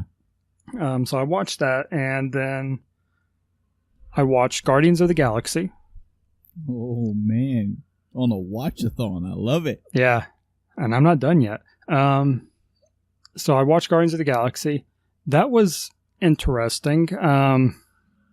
It had me very confused at the beginning because I've mentioned this in the past, I wasn't a comic book person. When Guardians of the Galaxy the trailer was released, I was like, I don't know what this is. And then I heard people that are like, it's based off a comic book. I was like, oh, cool. Okay. Gotcha. Yeah. Still don't know anything about it. There's a raccoon. There's a tree person. Groot. Got it. Okay, cool. But man, it got good. The beginning was a little confusing. It was a little bit of a slow burn for me. I wasn't really feeling it at the start, but as it progressed, I got it. I really feel, and you are a target audience for this. Mm-hmm. I genuinely feel, and again, me also not being a super huge comic nerd where like I've read everything, I can regurgitate all the information. I really feel like that was MCU's. They stood back, they folded their arms, and they said, "Here you go. Here's Guardians of the Galaxy." Because at that point, most people have heard of Iron Man. Mm-hmm. Lots of people know Captain America. Most people have heard of Thor. Guardians of the Galaxy, and I'm talking for the outside majority of the world, are like, the who? And it's just, hey, we're the MCU. We're the guys that have given you Avengers, Captain America, Iron Man, Thor, blah, blah, blah, blah, blah, blah, blah, blah. Here's a whole new fucking group of people. Same group of people making this. So you've got our stamp on it, but this is our test run. We will see. And I really, really feel that since Guardians of the Galaxy took the fuck off and exploded the way it did, that was their way. That was Marvel's MCU's way of going, dude, we can fucking do anything now. We can literally pull shit out of our ass of comics, and as long as we do it our way and make it good and entertaining, I'm looking at you, the entire fucking video game movie industry. If we can make it good and entertaining and try to stay faithful enough to people that we appease the hardcore, but we also draw in and entertain the casuals, it's great. Yeah. They have that balance, and I really genuinely feel that Guardians of the Galaxy was their fucking tipping point. That was where they go, hey, we're going to pull this pretty much obscure thing out of our ass. Do you like it? Yeah, we love it. Well, there you go. We've proven ourselves. We've shown that we can do it. Yeah. I mean, like I said, solid movie. Great ending. The sequences felt pretty good. As far as that goes. And then I rolled into Guardians of the Galaxy Volume 2. Oh, yeah. Because on Sling, for some reason, and I'm guessing it's because the new movie's coming out soon, but they have Avengers on there, Guardians of the Galaxy Volume 2, and Age of Ultron, all on there to watch. So they're preparing people. Mm-hmm. So I watched Guardians of the Galaxy Volume 2 after that, and I liked the first one better. I can see that. I'm not going to say that it's one of those where it's a case of sequelitis, the sequel's never as good. Mm-hmm. I think the potential is there, and I don't think it's, necessarily a bad movie, which is usually what you get with sequelitis. That's just straight up bad. It just wasn't as good. Yeah. It wasn't as engaging. That's a topic there, Chris. What games have we played that the sequels were better? Yeah. But yeah, I totally feel you, man. I put both 1 and 2 pretty much on the same level, so I can totally understand anybody thinking the first was better. No. When I watched the second one, it was good, but it didn't. I guess it's partially due to the fact that Guardians of the Galaxy 1 had already blown me away. Guardians 2 can't really blow me away anymore. I mean, they could have, I suppose. There's something they could have done, but I didn't walk away from 2 going, oh man, 1 was good, but oh shit, 2, right? It wasn't a Captain America 2 Winter Soldier for me at all. So, yeah, man, you're not, I feel you. Yeah, I still need to watch Winter Soldier. I know roughly about stuff in the plot. I already know about that from other sources and stuff I read, but I still want to watch it just to get the full experience. But that is what I'm missing. But yeah, and with Guardians of the Galaxy, the thing is I rolled one from the other. There was no break in between. I may have, gone to the bathroom or something, but I literally, okay, this is over. Right. Time for Volume 2. Right. So I had that very fresh back-to-back experience, and I enjoyed one more. And then after that, I just kind of stopped watching because that was all those things I watched were the span of like 2 days. Wow. Yeah, so I was like, I'm going to do something else for a bit. But then today... Do some digestion. I got it. Yeah, and then today... Well, it's also because I was running out of things to watch that were on the timeline. I today watched Age of Ultron. Okay. I'm interested. I had mixed feelings about this movie for probably over half the movie until Vision. At that point, I was hooked back in, and I was engaged. Before that, it felt very... I don't want to say slow, but I don't know of a better word to use right now. It just wasn't drawing me in. I was like, okay, some things are happening. Okay, where are we going from here? I feel like Avengers 1 was very kinetic. I feel like even today, I think I watched it again like 4 months ago or so, and taking away the comic book shit for a minute, Chris, that movie is made very well. Yes. It is paced very good. It draws you and keeps drawing you and keeps sprinkling in cool shit and giving everybody their own time. It's made very well. While Age of Ultron was also made pretty good, it didn't feel paced the same way. Yeah. It had a lot of those punches and a lot of that cool shit, yes, but I don't know. It felt short of Avengers 1. Yeah, I think the movie's how long? 2.5 hours? 2 hours? Yeah. The last 40 minutes of it were awesome. Yeah. Before that, I didn't really care, to be honest. Like I said, go ahead. When Vision showed up, I was hooked, and then things got better and better and better, and then they culminated, and a good ending to it. And they had a lot of that foreshadowing in there, too. And not knowing now, next movie's coming out, I know roughly what it's about. Gotcha. Definitely foreshadowing. Yeah. What were you saying? I was going to say some of the things that I liked Ultron as a character. I liked him better in the movies than I did the comics that I know of. I've only, for full disclaimer, I subscribe to a YouTube channel called they're now called Comic Pop, and they have a series, I guess you'd say they do, called Back Issues, where for roughly an hour every episode they go through an entire like arc or a campaign or whatever of a comic book. They'll go through like the whole Age of Ultron saga, or they'll go through the whole Batman Dark Knight saga, or a Nightfall saga, stuff like that. And I've watched most of those Avengers ones, most of the Marvel ones, like 4 or 5 times. So I haven't read, but I've had it pretty much got the entire gist of Age of Ultron. I know the comics vary from the movies. I'm not trying to make that argument, but I like the way that they try to portray Ultron in the movie. But his power level just kept confusing the fuck out of me. This guy was a machine from the get-go, which, I mean, Terminator style, depending on the armor and the materials that he's using from who knows what. He's already pretty strong.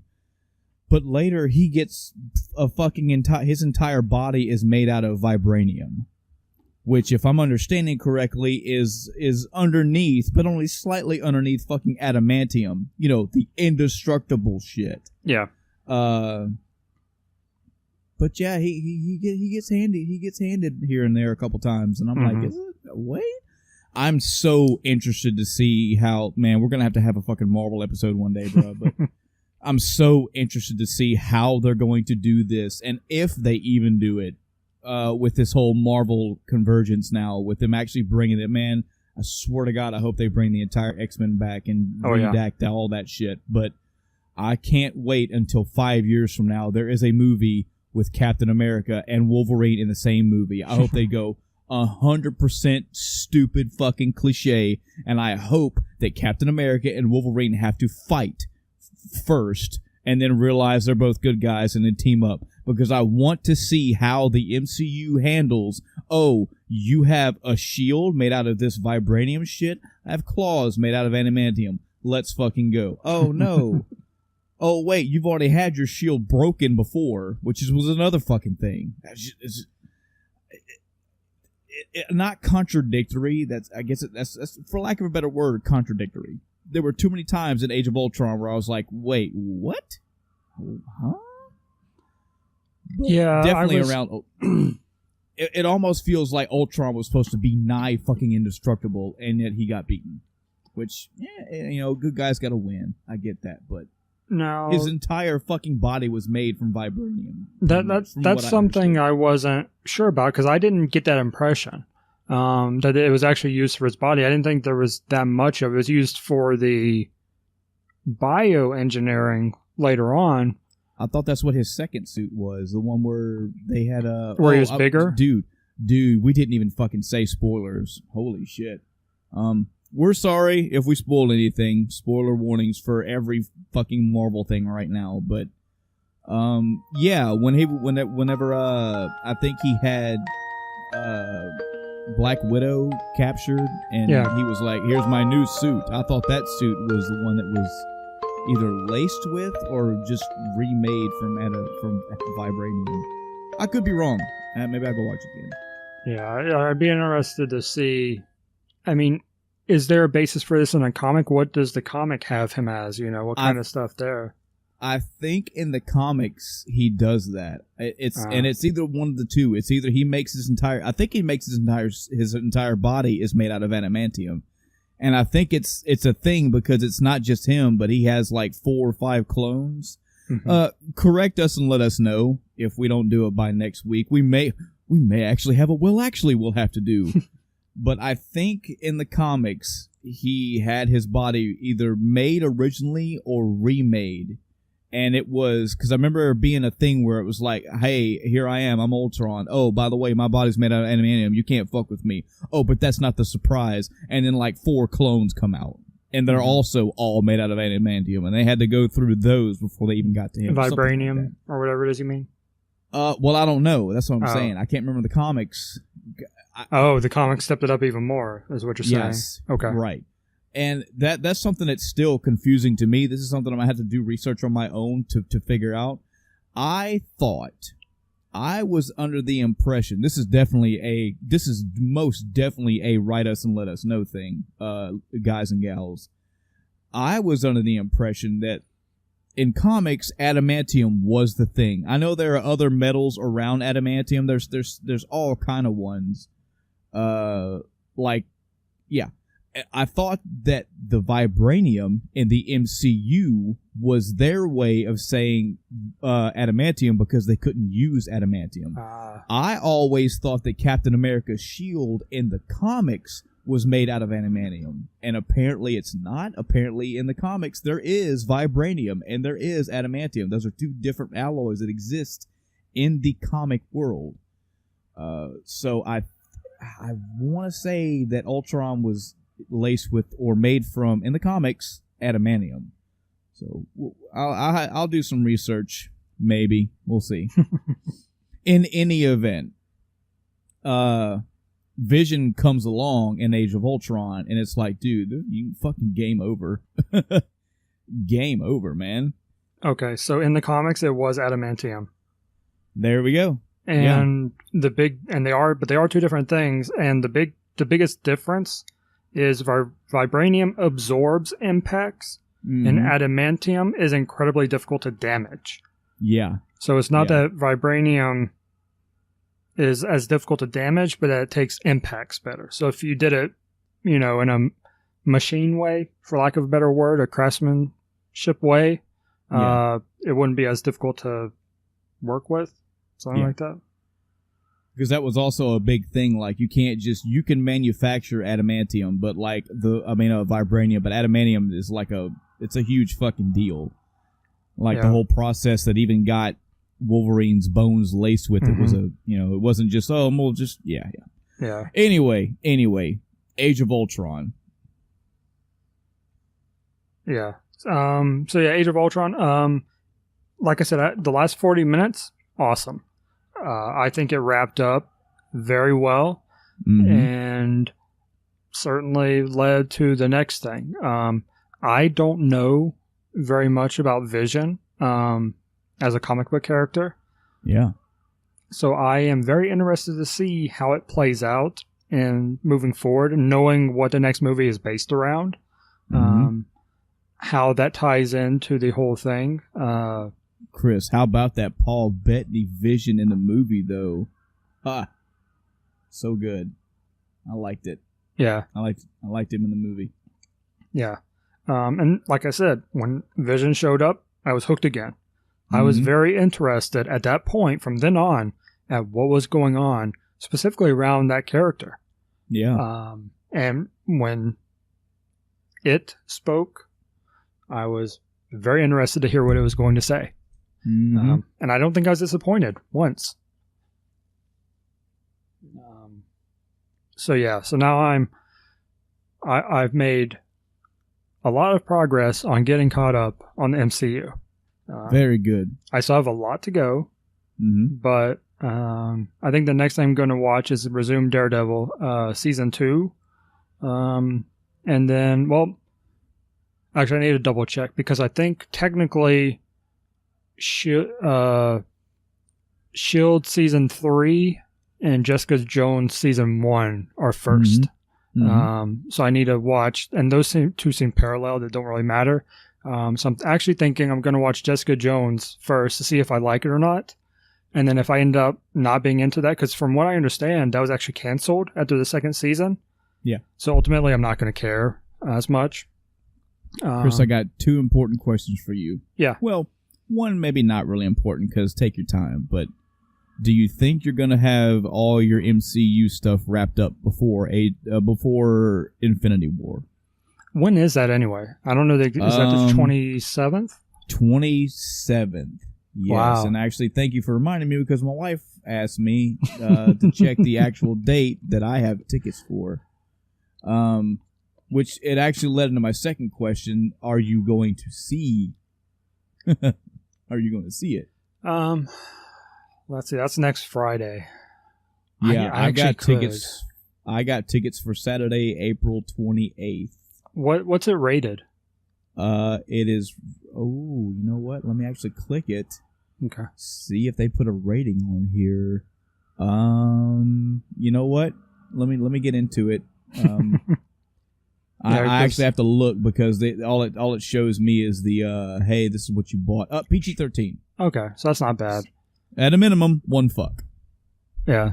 So we could probably, and based off the other movies, not bad. As far as that goes.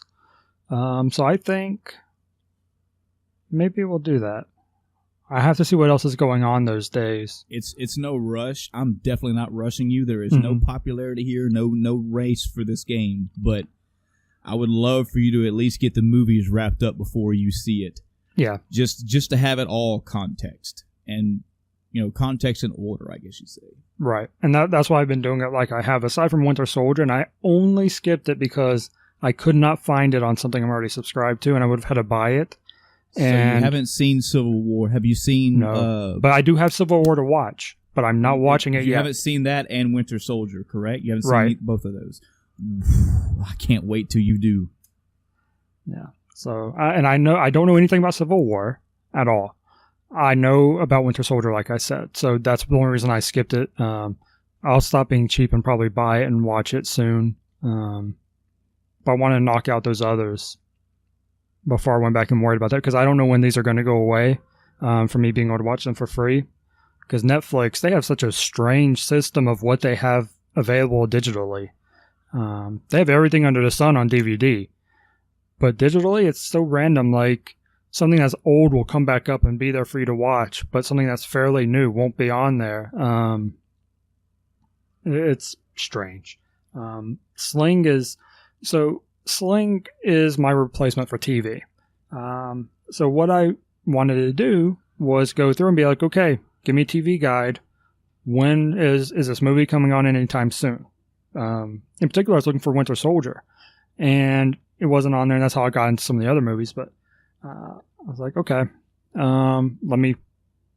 In the app, they have basically no TV guide type thing. You have to go to a channel and then look through that channel to see what's coming on, which I'm not going to sit there and do because there are so many channels.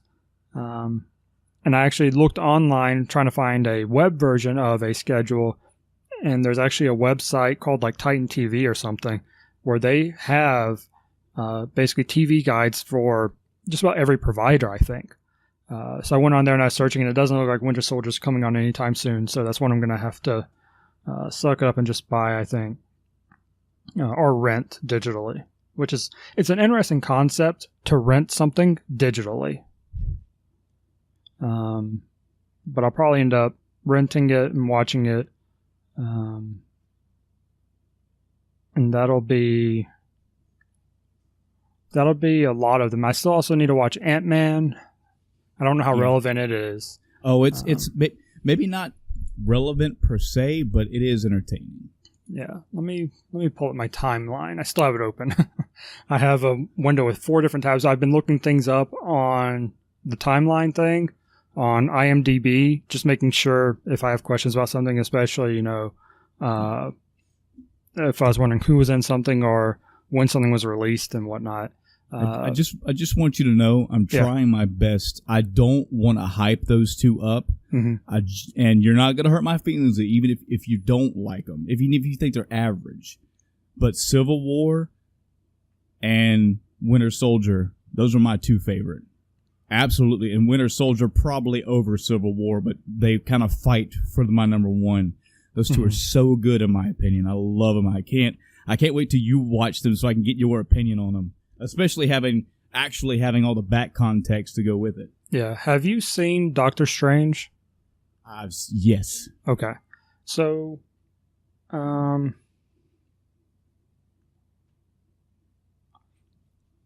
the timeline, Doctor Strange is on there twice.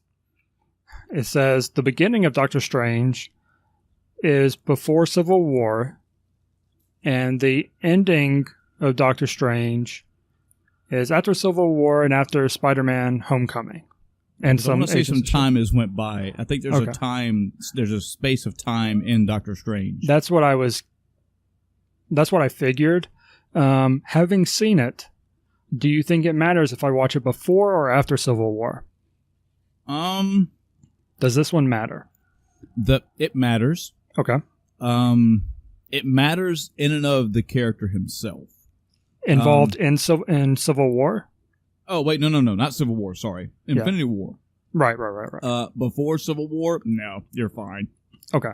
But I think it's important for you and for anybody to see Doctor Strange definitely before Infinity War because Doctor Strange uses magic, and they don't go balls to the wall with it, but they definitely get involved with his magic knowledge, and they throw a lot of magic terms and a lot of... I feel like Infinity War is going to come out, and Doctor Strange is going to kick the fucking door open, throwing all this shit out there, and people that don't know that movie are going to be like, okay, they're just using crazy words. Before Civil War, not going to matter. Before or after. Before Infinity War, definitely, because it's a good movie. Yeah. I do have Doctor Strange available to watch as well. I was just trying to figure out when I'll watch it. Again, trying to keep things in order so I don't ruin things. Yeah. Totally understand. I might... So I have some series to watch, but Doctor Strange might be the next movie I watch unless I rent Winter Soldier. So probably one of those 2 for the next movie I watch.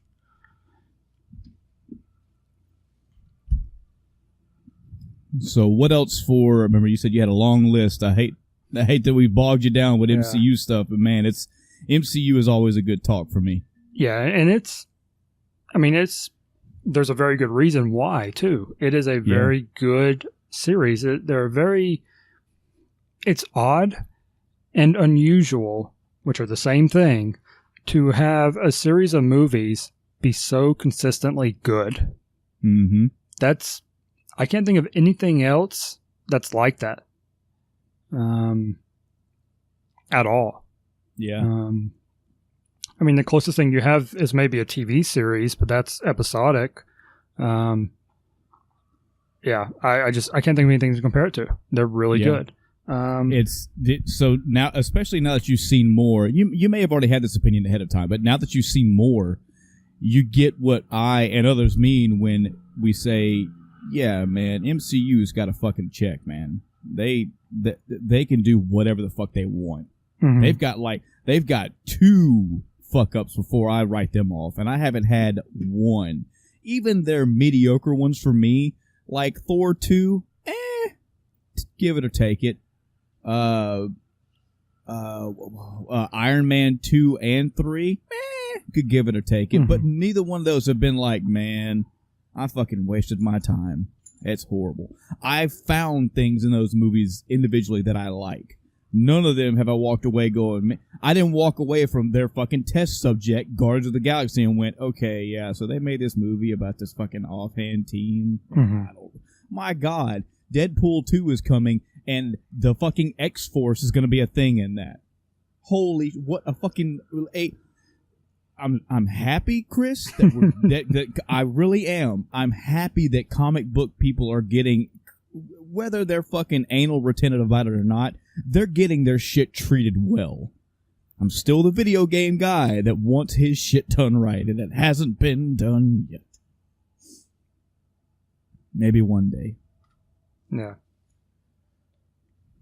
So, going back to games, I picked Knights of Pen and Paper +1 back up again. Because I was pretty far in it, and I wanted to,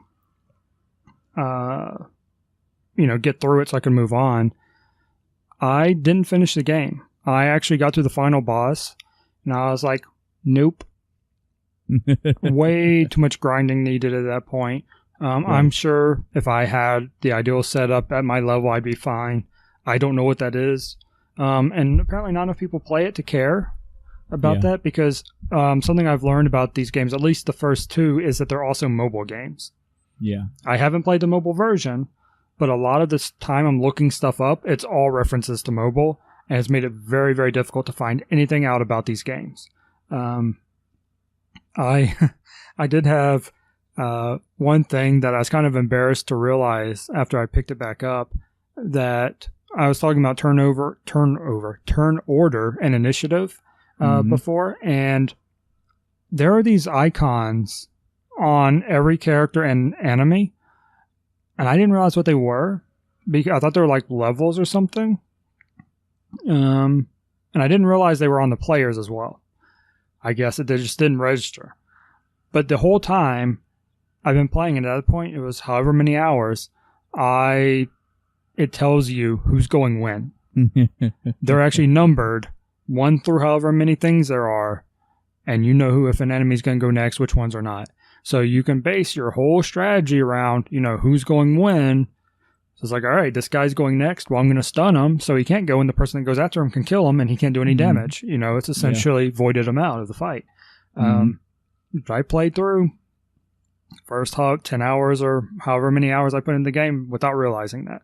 That's another topic right there. Shit we've realized in a game way too late, because that has happened to me. I don't know how many times where I played something and either embarrassingly had a friend tell me, dude, you didn't know about this, or I just stumble across it and go, oh, I have basically been playing this game on fucking self-made hard mode this whole time, because the option to upgrade my weapons has been there the whole fucking time. Shit like that. Yeah. So that was a bit embarrassing to find out. The game has its ups and downs, but one thing that really annoyed me, especially going towards the end of the game like I was, is that if you have ability that restores MP, it does so before spending the cost of the ability.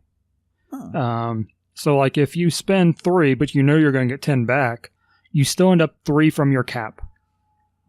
Okay. So instead of subtracting 3 and then adding 10 to bring you at cap, or, close to cap, whatever it is, you end up with a loss. And if you're not at max, it doesn't really matter. But I was constantly striving and purposely planning around putting my people at max as often as I could. And I had a lot of mana wasted, and it doesn't sound like it's a big deal, but those 3 mana can be the difference between casting the spell 3 times before I run out, or 2 times, and then I'm too short. Mm-hmm. And that, because of the small amount of mana that the characters actually have, 2 or 3 are fairly large numbers. Yeah. I think at the max I was restoring 24, and that was end-game numbers. So, an eighth of that being wasted or whatever really annoyed me at that point. I ended up with a total of 15 hours in the game, just pulled it up on Steam. But once I got to the final boss, I was like, okay, I've had enough. I'm not considering grind this for hours upon hours. It's a fun game when you have quests and stuff to do, but if you don't have quests, that's going to take a very, very long time to get through, because enemies don't give a lot of experience. It's all quest driven. So I went and picked up, I already had it, but I moved on to Knights of Pen and Paper 2, which is definitely an upgrade from 1 and improved in a lot of ways. I don't think there was anything that actually I thought was a negative change. The graphics are better. The gameplay, the UI is better overall. The one thing I did get annoyed by is I had mentioned before that there are upgrades you can get that are in your quote-unquote real world that apply to your game and across saves. Mm-hmm. You have to go back to the main menu to purchase those. So, whereas in 1, you just pop up to it, do your purchasing, and then you move on with what you're doing. You have to go, okay, I want to save back to the title screen, buy them, okay, reload my game. Yeah. So that seems like way too many steps for something they already had working fine. Mm-hmm. Excuse me. It was already working fine, so why do that? One of the biggest improvements to the game was they actually introduced a item stash. Because if your inventory was full in the first one and you got an item, it was lost. And you had no storage. So you had to sell items or use items to get rid of them. And having the stash in 2 made it a lot better. Because if you're full in 2 and get an item, even the game even says auto-magically goes to your item stash. So that was a quality of life thing that's pretty big. Let's see. The classes and your players changed, because in the first one you had basically your player and your character's class. So you had, like I said, the little brother rogue is one I did because the little brother got a higher initiative, so the rogue could go first more often. They added onto that to where you then had races. So you could have the jock, dwarf, fighter, or whatever, a barbarian. They changed around classes, they changed around abilities. I had mentioned one of my big things was putting enemies to sleep. As far as I'm aware, there's no sleep in 2 at all. And it kind of makes sense in that it's pretty overpowered if you use it like I did to just mow through things. Mm-hmm. But I think it's okay, because the way I see it, this is a bit of a compromise of getting rid of that, but nothing is immune to status effects in 2. Some may have higher resistances, but nothing is just straight up immune as far as I can tell. And a mechanic that I didn't know about until I was looking stuff up one day about the game was if you apply every status effect to an enemy, it insta-dies. Wow. It doesn't matter what enemy. I've nearly beat the game, and I just came up against a really strong boss, and I have a character built specifically for this capability, and I actually did the fight twice, and the second time I got lucky, and the enemies didn't go before my What is she? Because it's not a rogue. The rogue's in the first one. I think this one's just called a thief or something like that. And it functions very much like a D&D rogue would, which is funny. They changed its name to Thief, which was the older edition name, but it's... Anyway. So you basically vanish, so nothing will hit you. They'll target the other party members first. And you have a higher chance of critting. So very much D&D-like mechanic. Yeah. And what you do is you stack status effect, and this is another thing I haven't talked about the equipment, but you stack the status effect ability, so when you crit, you apply status effects. They're not guaranteed, but you have the chance to apply it every time you crit.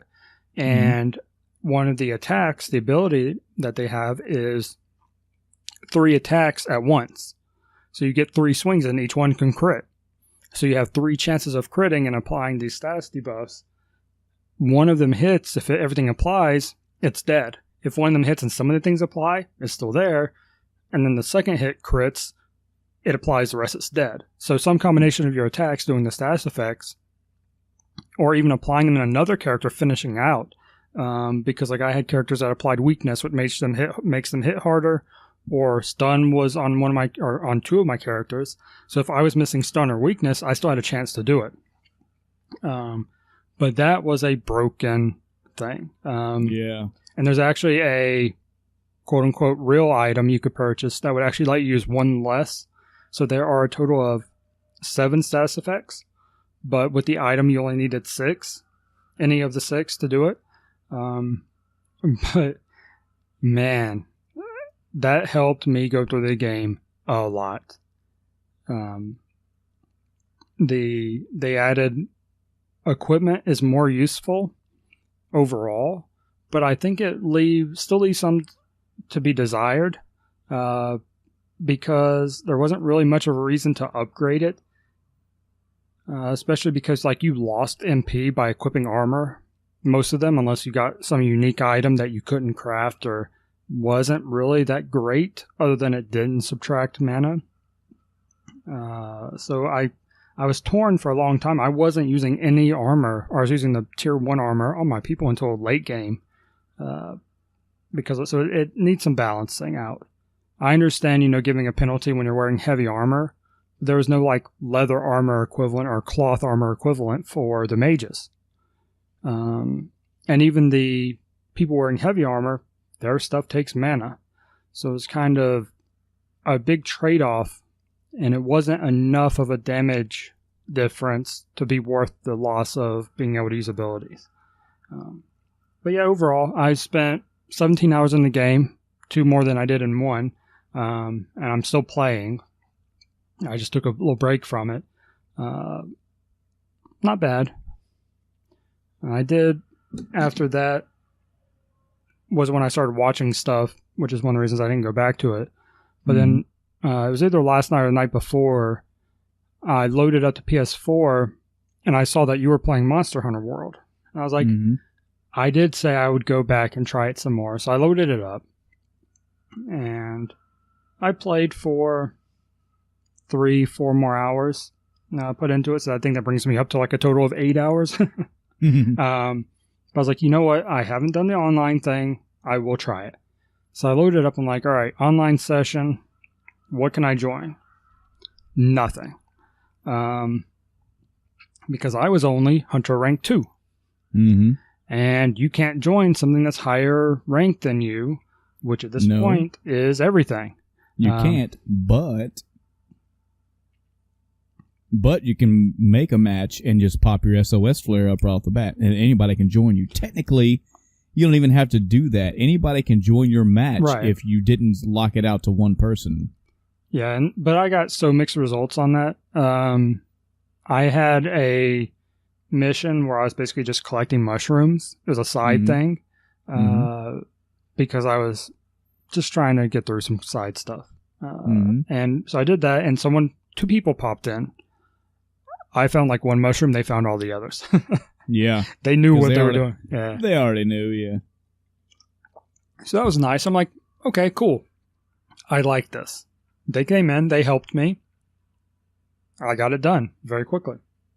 So then I move on and I go on to the next mission, which is, and I had actually went to that mushroom one because I was getting so frustrated with the thing I was trying to kill. Mm-hmm. Because I don't think I fainted 3 times. I think I fainted twice, and I was like, this ain't happening. So I left and went to see if I could upgrade some stuff. Mm-hmm. But I went back and I was doing it. Nobody showed up. I didn't pop the SOS flare, to be fair, but nobody showed up. I was like, okay, fine, I'll do it myself. But I did. I killed it. And it wasn't that bad once I actually got the hang of it. And didn't stand in poison. That didn't help the first time. Yeah, when the Palooka yeah. Yeah. So I was like, okay, sure. So I went on and that completing that moved me into another area. So I was doing that. And I haven't closed my game off. I've left it open. Like I said, I haven't popped any SOS flares because I didn't feel like I wanted people to join, but not that bad because I didn't really need the help that bad at that point. Yeah. That's when just having the game open and not flaring, that's the best for that. Yeah. Because then it's not drawing attention to you. It's just if people pass you by in the matchmaking area, they're like, yeah, I'll jump in and help this guy. Sure, I'll do this. I'm looking for something in this area. I'll jump in too, and if I find out that he needs help, I'll help him. Yeah. That's how I run those. Yeah, so after killing the guy myself, before I moved into the next area, I did look to see if there were anything else, because then I was at 3. I was a hunter rank 3, so I could do more. I did find a level 3 thing to join. It was killing the same boss, so I ended up killing that boss 2 more times. And with other people there, it was so much easier. Yes, I murdered it the third time. And you're getting more cars, which means you're getting more shit. So I mean, it's kind of grinding, but kind of not. Yeah, you need to have it in your head that you're going to kill every boss on the onset at least 5 times. But when you get later on, when you're trying to upgrade other shit, you're going to need other ingredients as well. So make it like 15 or 20. For example, I have a fucking list on my Color Note app on my phone where I'm doing all my weapon upgrades, and the largest one on here, I have to God, killing is not even the fucking answer because you still gotta hope for a drop. Yes. I have to get 35 Val Hazak Talons. So I'm looking to fight this one fucking boss close to 45, 50 times. Yeah.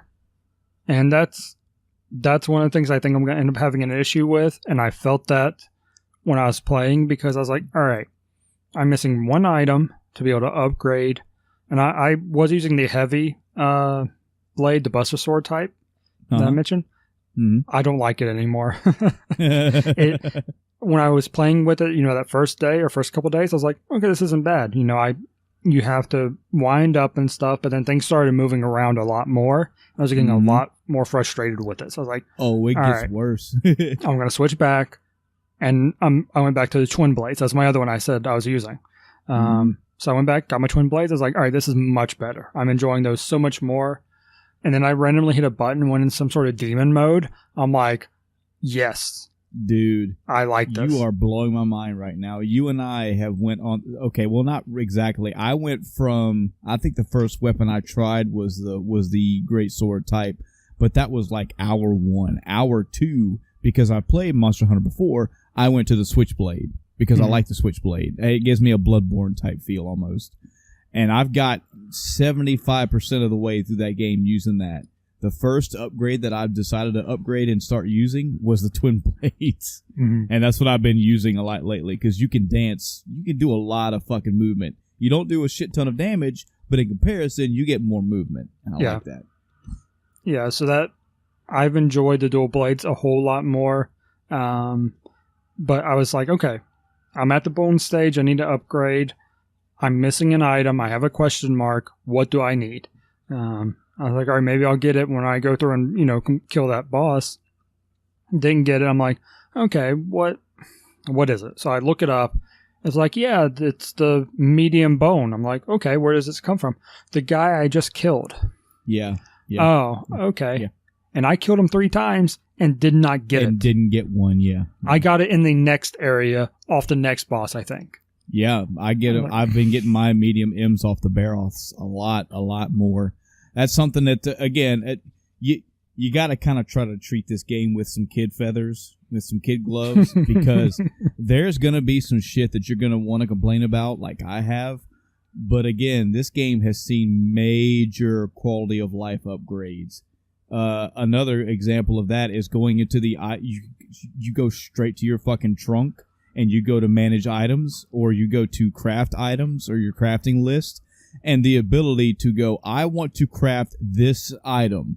Instead of it going, well, you need to back out and create this item first, which will also let you create this item, which will let you create this item. Then you come back to me. It's like, no, click, click, click. Okay, we're going to make all these in a row for you. Then it will move you up to the next level. We can make all these in a row for you. There's a lot of things this game has done to help people. That, right, what you're talking about now is one quality of life thing. It may be just me being a spoiled fucking gamer. I get it. But when I look at an upgrade and I can't tell what the upgrade is, I learned that I just need to progress through the main story, and once the item drops, it'll happen. But if you let me see it, and there are 4 items, and I have 3 of them, but you just flat out won't show me what the 4th one is, that was kind of annoying. Yeah. But I felt like I was more just being spoiled and complaining, so I just let it ride. Once I figured out that once I progressed further, it showed me anyway, it was cool. It was fine. My thing is, I'm not sure what I would really want, but I'm kind of currently, my thought is, don't show me the recipe if I can't get the items for it yet, type thing. And I don't know how it unlocks them. I don't know what causes that to unlock, if it's just your hunter level or what. But I was like, if I can't get to it, because I wasn't at when I saw them the first time, I wasn't even on the mission with the boss yet. I was on the one before it. Mm-hmm. So I literally couldn't get it yet. So don't show it to me or something like that. I don't know. I need, like I said, I don't know exactly what would make me happy, but I think that's kind of my current thought. Yeah. There's a lot of stuff in Monster Hunter World I've noticed that it's the answer has revolved around to just progress more. Just beat the next boss, or once you beat the next, this won't unlock until you beat the next boss. So just keep going and you'll get there. Once I figured that out, it was I handled it. Yeah, I used some of my armor things I got from logging in to upgrade my armor, and then just went through missions and finally upgraded my weapons to that one that I was trying to get. And I'm like, all right, now I'm just going to go through story. My weapons are going to be good for a bit. Mm-hmm. If not, I'm leaving my session open, so hopefully people will help me. Yeah. If things get really bad, I'll pop my flare. Mm-hmm. And we'll see. I'm not writing the game off by any means. I want to be higher level so I can actually play more with other people. I'm at that kind of entry point. You know, if this was earlier in the game's life, which I played day 1 but I didn't play online, shame on me, it wouldn't be so bad because there'd be so many other people going through at the same time. Now everybody's higher level and I'm coming in late, so I'm getting that same MMO type thing. You know, low level. Yeah. You're not going to have a lot of people to do stuff with. This is just us having 2 different experiences. I'm totally not decrying yours or saying you're wrong. Just saying this is different because almost I want to say that there's only been maybe 7 bosses that I soloed on my own. The rest of them, man, fuck that. After about the 10th or 11th death, fuck it. Pop the flare. Come help me. And again, I always get the mentality of, yeah, man, you should have just done that from the get-go. This is not a fucking solo dick experience. You can call people in. You can do that. Mm-hmm. But I haven't had an overwhelming experience. Like every game I get 3 people automatically, but I have not had any problems having people join or me joining somebody else's. I haven't felt that fatigue. It's kind of hard for me to talk 20 hours in now that I'm 220 hours in, but I don't recall a time that I could recall in, say, Final Fantasy XI where I was sitting around waiting for a party. Yeah. I would get in and either pop a flare or people would just join, especially if there were very important key bosses to kill too, like fucking Anjanath or Diablos or something. Mm-hmm. Yeah, I went in specifically, looked at what the sessions were that I could join. And I was a little surprised there weren't more sessions, but I don't know what that's based on. If it has a limit of 10 or 15, something like that. But I was like, I feel like there should be more sessions. But I think the lowest level session, as the person that started it, was 6. Mm-hmm. So I was like, okay. I've noticed. Go ahead. I know that the players in it can be who knows what levels, but yeah, that was just what I noticed. I've noticed that talking like around hour 200. So this is very recent that I've figured this out. I would go in a SOS flare, or I would go join games and go join a SOS game, and it'd say nothing available. I would back out, not even all the way, just back out and have it research again, and it would pop more shit up. So I've noticed that when I have clicked the. So if there's a boss that I'm specifically looking for, like let's say I need an Anjanath Talon plus, I will first thing right off the bat is I will go join game, join SOS mission or whatever, and I will specifically search for Anjanath stuff, and it will pull up anything and everything that somebody in an Anjanath mission has popped up a flare for. When I don't see anything, used to be I'm like, well, I'll just fucking back out and make my own and pop my own flare. Now, if I back out and just have it search again, it'll pop something up. And I'm not all the time, but I'm saying is if I go back and have it, it's like it researches and gets different results, which you wouldn't think it'd be able to. I haven't yet pinpointed how they do the algorithm for this game. I haven't pinpointed how, because I will join. When I join online sessions, I try to join sessions that have 10, 11, 12, 15 something people. But when I join the games themselves, I don't run into those people all the time. I run into all kind of people. So I don't know. But just try that every now and again. If you're not getting the results you're looking for, if you're trying to join an SOS game, I haven't noticed that for the missions, like the one above that, but I've noticed that for SOS stuff. Yeah, I didn't see a single SOS flare. I'm assuming it's because I wasn't high enough level to help. Yeah. I'm guessing it caps it just like everything else, so I'm not surprised I didn't see anything, but moving forward, I'll keep that in mind. Yeah. And that's been my very long week. Holy shit. Good shit, man. It's good. You need to talk more than me on the week sometimes. All right. With that being said, we're going to roll straight into this topic, and we got 40-something minutes to go, but that's okay because this is something I just realized today when I went to go do homework for these. I did not plan it this way. I swear I did not. But, okay, so today's episode is we are coming to the end of Timecast consensus on what is the best video game of the year 1991. Now, we have already done an episode where we had our top 10, was it? No, that was NES games. Sorry. It just so happens that a lot of the games that I picked for 91, pretty much all of them were from this list. So kind of most of the homework was already done. But that I didn't mean it that way. Not at all. So for those that this is your first if this is your first go around, we're looking at 1991 as a whole, as in a Timecast as a whole, and we're gonna pick our own. We've already perused the list of 1991, and we picked our own games in whatever fashion we picked.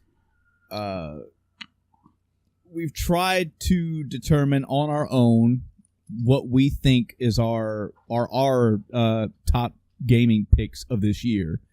And then together, Chris and I will meticulously go through this list and knock it out for what we think is going to be like closer to the top 10, the top 5, and essentially at the end, what we decide together is the top game of a year. This year being 1991. A lot of factors go into this. Some of it's just what we feel. It's just our picks. These are our games. Some of them going to go towards impact as well. Some of them go to maybe even sales. Just all around the best game. Whatever criteria we pick, we don't have a standard set of rules. So if the game we pick, for example, did not sell the most of that year, whether it gets picked or not that's irrelevant. Yeah, we're just coming to a consensus on what we, as the End of Time cast, agree is the best game of 1991. So how many games did you have? Let me make sure I got my stuff situated here. All right. How many do I have? I came out to exactly 10. That was very weird. It's not exactly how I planned it to go, but I think that's kind of the format we used for last week last year in review. So the way this is going to work, folks, is how many did you come up with? So I have 5 serious ones and 2 honorable mentions. Okay. In all honesty, I'm already looking at mine. I didn't leave it as a list that was already in order. I just kind of wrote them down as I went. So I can already see where some of them are going to fall off anyway. But the way this is going to work, folks, is we're going to compile our list together and we're going to start shooting them one by one where we think they go. And through a process of elimination, we're gonna arrive at a number 1.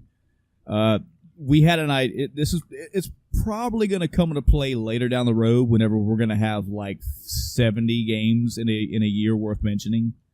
But a good idea that we've had is to kind of make it like our own little top 10 in a way for the year, and then we'll dive it down. That's not a hard set rule, though. It's 92 could be Chris's year. He may have 26 games, and I may have 4. Who knows?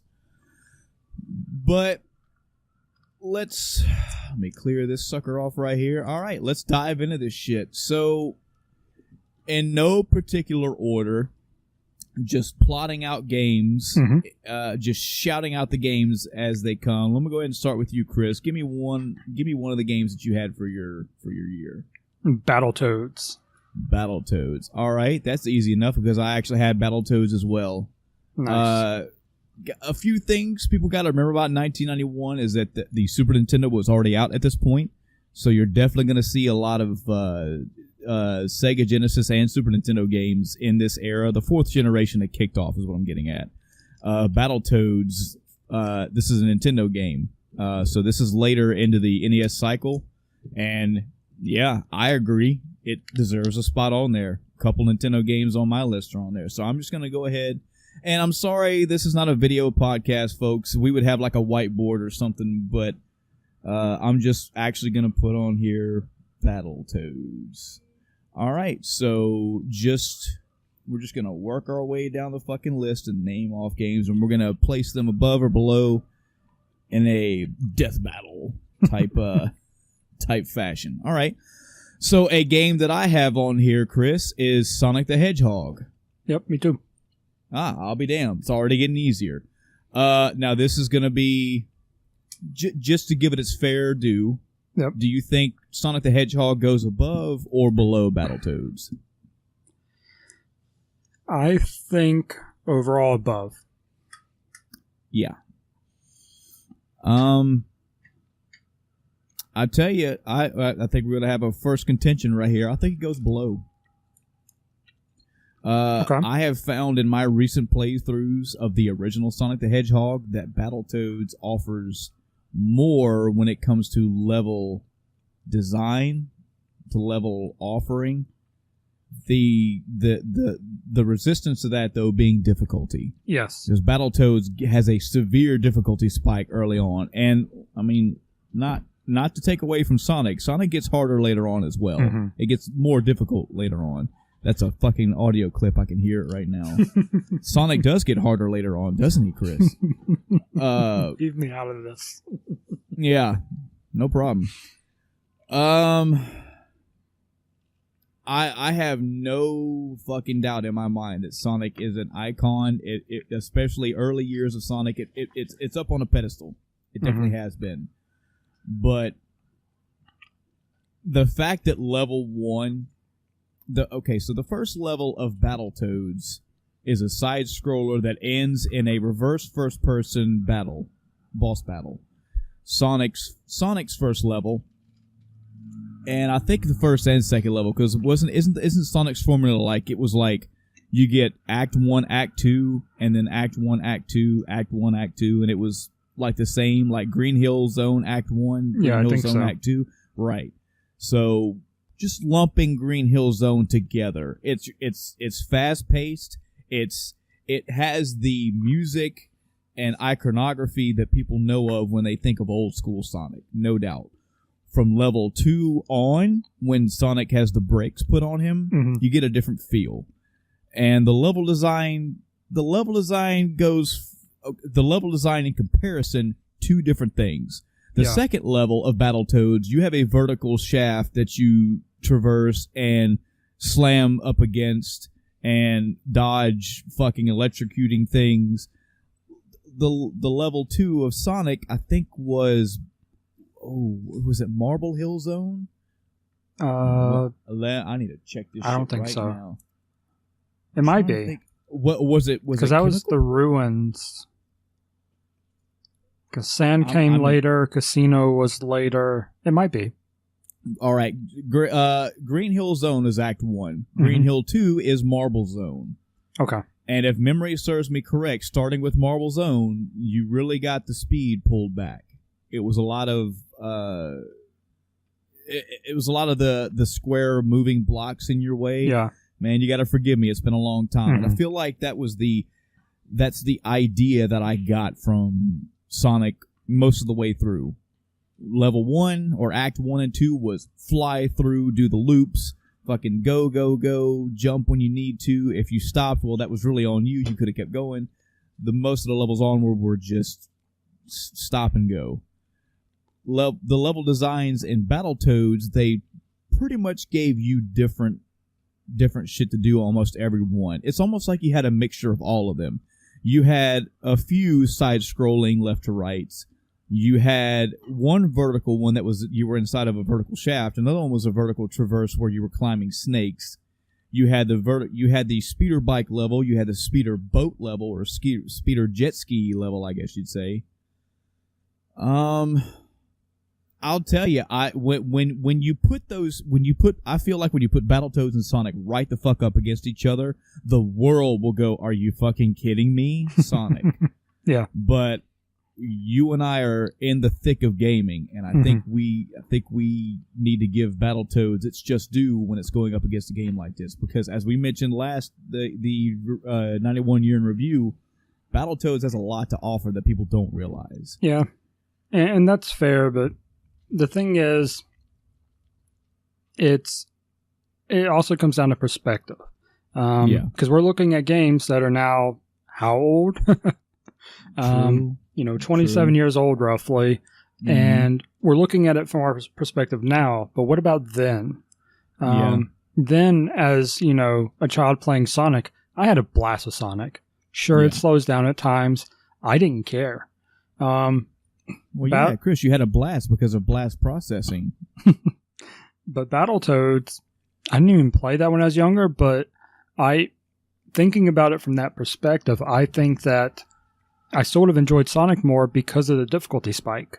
I think that hurt Battletoads back then. And I mean, even to this day, it's known for its difficulty, but not because of how good of a game it may or may not be. True. It's like, this game was great. No. Or this game was bad. No, man, that game was hard. I'll give you that. Battletoads is known for, you mean that game, the speeder bike level. Yeah. Sonic is known because Sonic. Yeah. And Sonic started the Sega Genesis, iconic character. I understand where you're coming from, but for me, I think Sonic edges out on this. You know what? I feel that just speaking enough for Battletoads in Battletoads' favor is pretty good for me. I definitely wanted Battletoads to be known that I feel like that's a contender. Mm-hmm. This is not one of those just push away games. Yeah, that's why I threw it on my list. Right. If you haven't played Battletoads, if you don't know why, I mean, I totally 100% give you full reign authority to pop a Game Genie or some kind of code shit in there and get, I mean, infinite lives as a minimum, because Battletoads is motherfuck hard. It gets stupid hard in the last couple levels of that game. But if you need to do that to play through this entire game and realize what it is, I suggest doing it. Battletoads is definitely, to this game, it is a humor game. It has become a joke kind of meme game, but it's a good game. Solid game. So, all right, so far we got Sonic the Hedgehog and Battletoads underneath. Next game that you've picked, Chris. All right, and this one's just for you. Okay. Mega Man 4. Holy shit. Oh boy! All right, hold on, Chris, hold on. Did you really just pick this for me?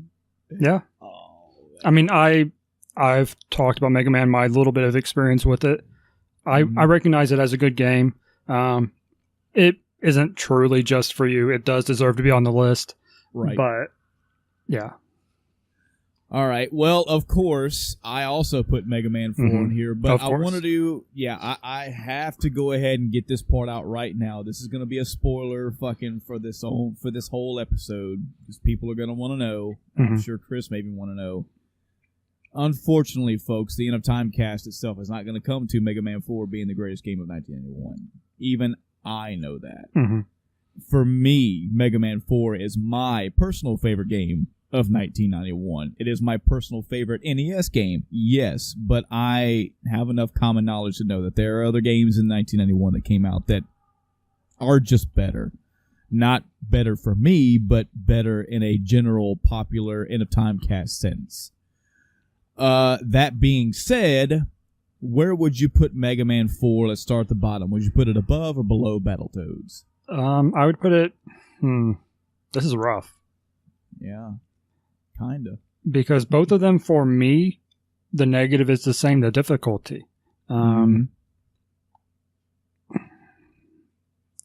gonna say that, and I'm trying my absolute best to talk about this from a person that hasn't beaten Mega Man 4 400 times. Sure. I feel the Mega Man 4 has nowhere near the difficulty spike as Battletoads. The spike, true, yes. Yeah, Battletoads, I mean, we're talking level 3. Yeah. Level 3 is like, halfway through level 3, it's like, look, make or break you, period. You're going to get through the speeder bike level, or you're not. Mega Man 4, if you go and play this game and you don't have any fucking clue about Mega Man as a whole, and you don't know that the Mega Man boss formula exists, you may learn it. You may figure it out on your own eventually. If not, you have hopefully have heard through the grapevine that, hey, there's an order for these bosses.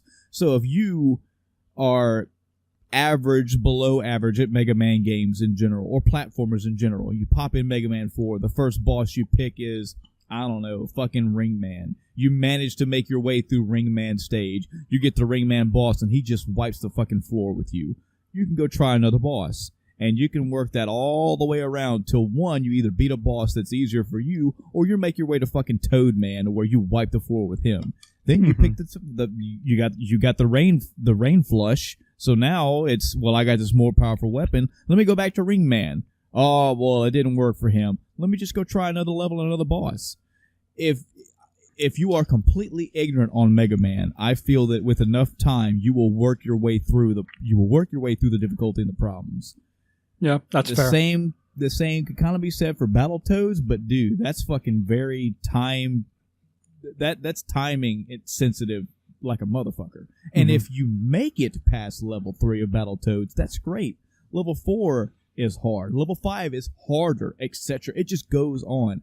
I feel the only difficult, and I'm totally not saying this as an arrogant asshole because I'm not that guy, but I, even in my early years, I feel the difficulty parts of Mega Man really didn't come until after you beat Dr. Cossack and got to the actual Wily stages. Oh, spoiler warning for Mega Man 4. It's not really Dr. Cossack at all. It's Dr. Wily the whole time. Go figure. You know what where I think the difficulty lies? Being able to make jumps in the level. Yeah. That's my difficulty. I don't make it to the bosses that have problems. I can see that. I can totally see that. All this being said, Yeah. and I promise you, I'm not picking it because it's my favorite. It's my baby. I'm just, as the game as a whole, for what it all has to offer, I'd put Mega Man 4 above Battletoads. Yeah, I can go with that. I would definitely put it there. Now, the tricky part is Mega Man 4 above Sonic the Hedgehog.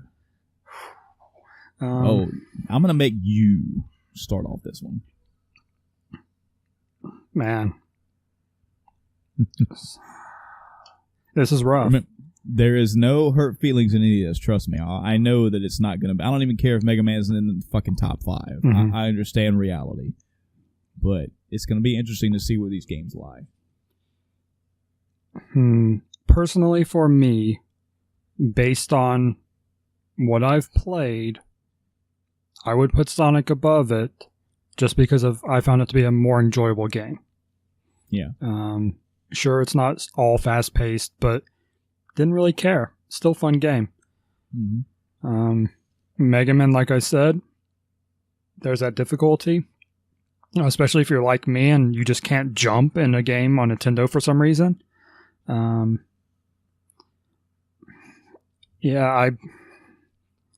It's rough, but I think Sonic would edge out on me, this one. Even the analytical side of me speaking, I want to put Mega Man 4 above Sonic. Mm-hmm. There's so much more level design. Again, there's so much more variety. There's multiple weapons. There's lots of enemies in Mega Man, but there's lots of enemies in Sonic. That's not a huge thing. The theming, they both do their own theming in their own way. Yeah. You know, Green Hill Zone has all the tropical shit around it. The trees and the rocks, everybody in the grass, everybody knows it for. Every level of Mega Man 4, they're all themed around their bosses in their own peculiar way. I feel that they both have their levels of varying difficulty throughout the game, so that's here or there. Music, they both have iconic music. I feel like, as far as iconic as in the world, I think more people know Green Hill than they know any track from Mega Man 4, and that's, to me, that's sad, but I understand. I totally get it. These two were released in the same year. I'm not even going to pull up the wiki page and see what months of the year they were released, but I feel like there's a lot going on in 1991, especially with Sonic the Hedgehog in general being that year. There's a lot that can drown out Nintendo games as a whole. Yeah, so Sonic was June, Mega Man was December. Yeah. I mean, people were probably still riding that fucking the Genesis high lasted for a long time, yeah. Man. That was a big thing. I will secede, understandably, not liking it, but understanding, just being a fucking realist. I would put Sonic the Hedgehog above Mega Man 4. I think that Chris and I would probably be here for 2 hours arguing why I think different. I feel like Mega Man has more to offer, but unfortunately Sonic is what Sonic is. Now, do I think that it's going to be the number one? No. Well, we'll find out, won't we? All right, so now we have, in order, Sonic the Hedgehog, Mega Man 4, and Battletoads. Yep. Chris, the next game that I would put on this list, Street Fighter 2. Okay. It's hard for me to put Street Fighter 2 as in my personal list, but come on, man. We're talking Street Fighter fucking 2 here. This is one of two huge pillars of the fighting game genre as a whole. You got Mortal Kombat and you got Street Fighter 2. I mean, you cannot argue the weight of what Street Fighter 2 brings to the table. They're in their own league when it comes to fighting games. It took the arcade experience and did what it could to bring it to the house when it came to the house. There was a game before it, Street Fighter, that people don't know about, but that's neither here nor there. Street Fighter 2 came along and just it made the fighting scene a scene. And, 1991 is when it happened, so I feel it is definitely deserving of being on the list of top games. Yeah, the only reason I didn't include it was because this was specifically the arcade version. And while I recognize the impact it had in the arcade, I didn't really... I don't know. I think it made more of an impact when the later versions came to consoles. Don't sweat it too much, man.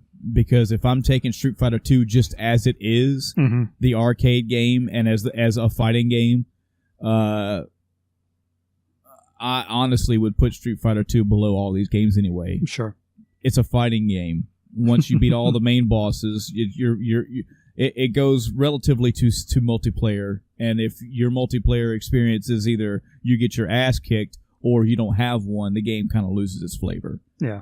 I mean, even for me, I think Killer Instinct for the Super Nintendo is the only fighting game that I have played through multiple fucking times without playing against other people. Whatever reason, that game just struck a chord with me.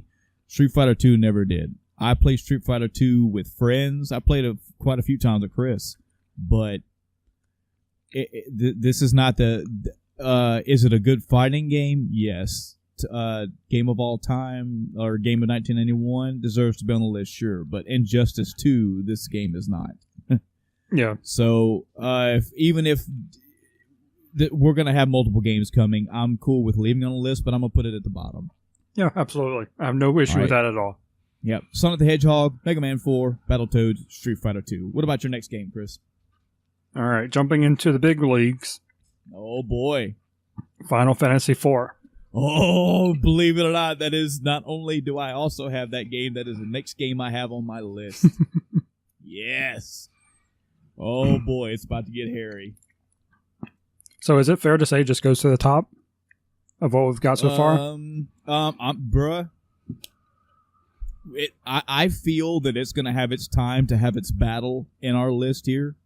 I think it's going to have its turn where it's going to have to speak for itself. But I have I'm literally cutting and pasting right now. I have no problem with moving Final Fantasy IV to the top of this list. All right. The only game that it has to beat out in this list, in my personal opinion, is Sonic the Hedgehog. And it blows Sonic the Hedgehog out the fucking water. So, yeah. Don't worry, folks. There will be some talk about that coming very soon, I guarantee you. Next game that I put on this list. Just pick a random one. Let me just move it around randomly, and then bam. All right. Castlevania 4. I put Super Castlevania, or Super Castlevania 4, as I guess what you call it. Is it? Okay, yeah, I had that one open. I just didn't put on my list. Gotcha. This was also it irked my list. It was almost up in the top 15, but I felt it deserved to be up in the top 10 just because the other ones I had picked alongside of it.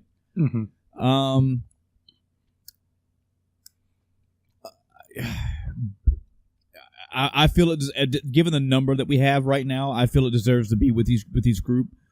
We just got to find where it belongs. Super Castlevania 4, above or below Street Fighter 2?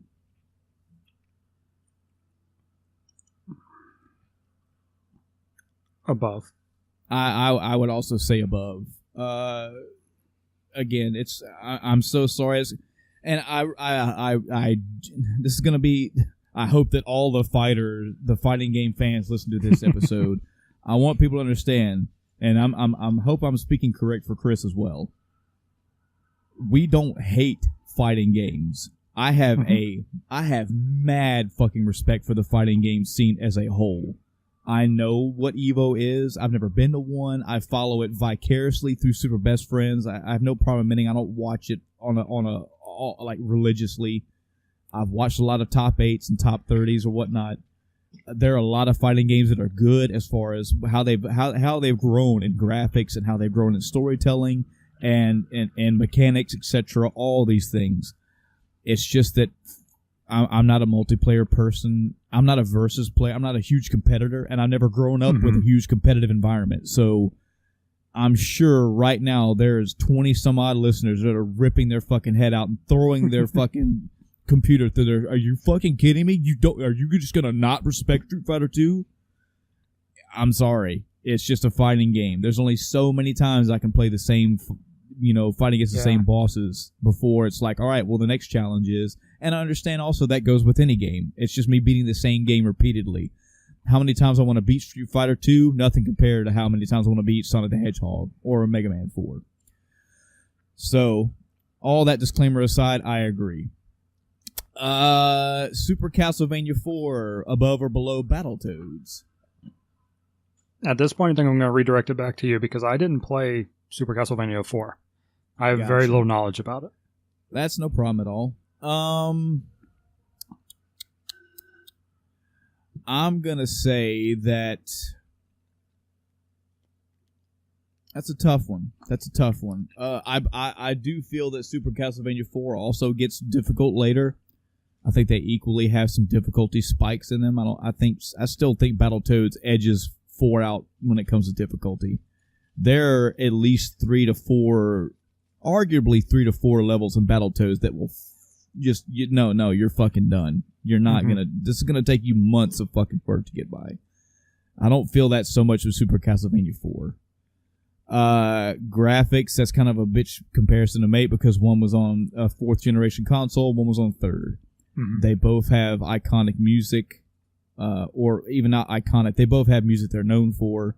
The musical upgrade from Castlevania 1 to Castlevania 4, I mean, it's awesome.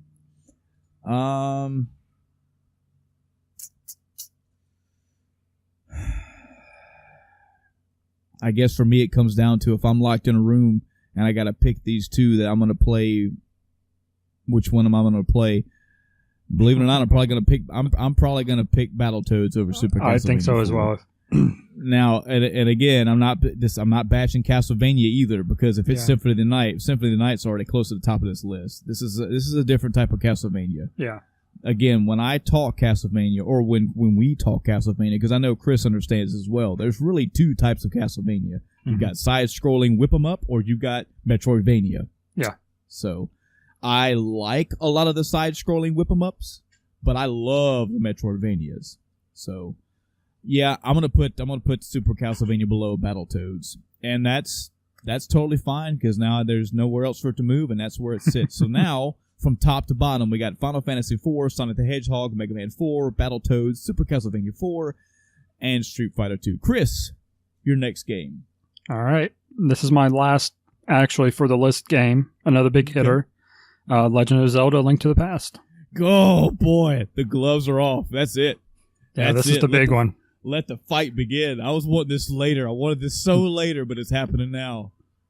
Oh, okay, how about this? Do you want to just put it next to Final Fantasy IV and come back to it? I'll tell you what. Let's do that. All right. Let me do that. People are like, what's going on? I'm literally just typing right now. So again, whenever we go to the visual podcast, you will see a big fucking board. But right now, it's just me typing on a notepad. That's fine because that lets me add in these last few games. So you had no more. I'm understanding that correct? I had 2 honorable mentions, but nothing else for the actual list. All right. Well, I had 2 more as well. They just made my list. Unfortunately, I can't find my honorable mentions, but I put Teenage Mutant Ninja Turtles 4, Turtles in Time. This was another. I'm gonna say. Because obviously they're not the same game, but akin to the arcade experience coming home.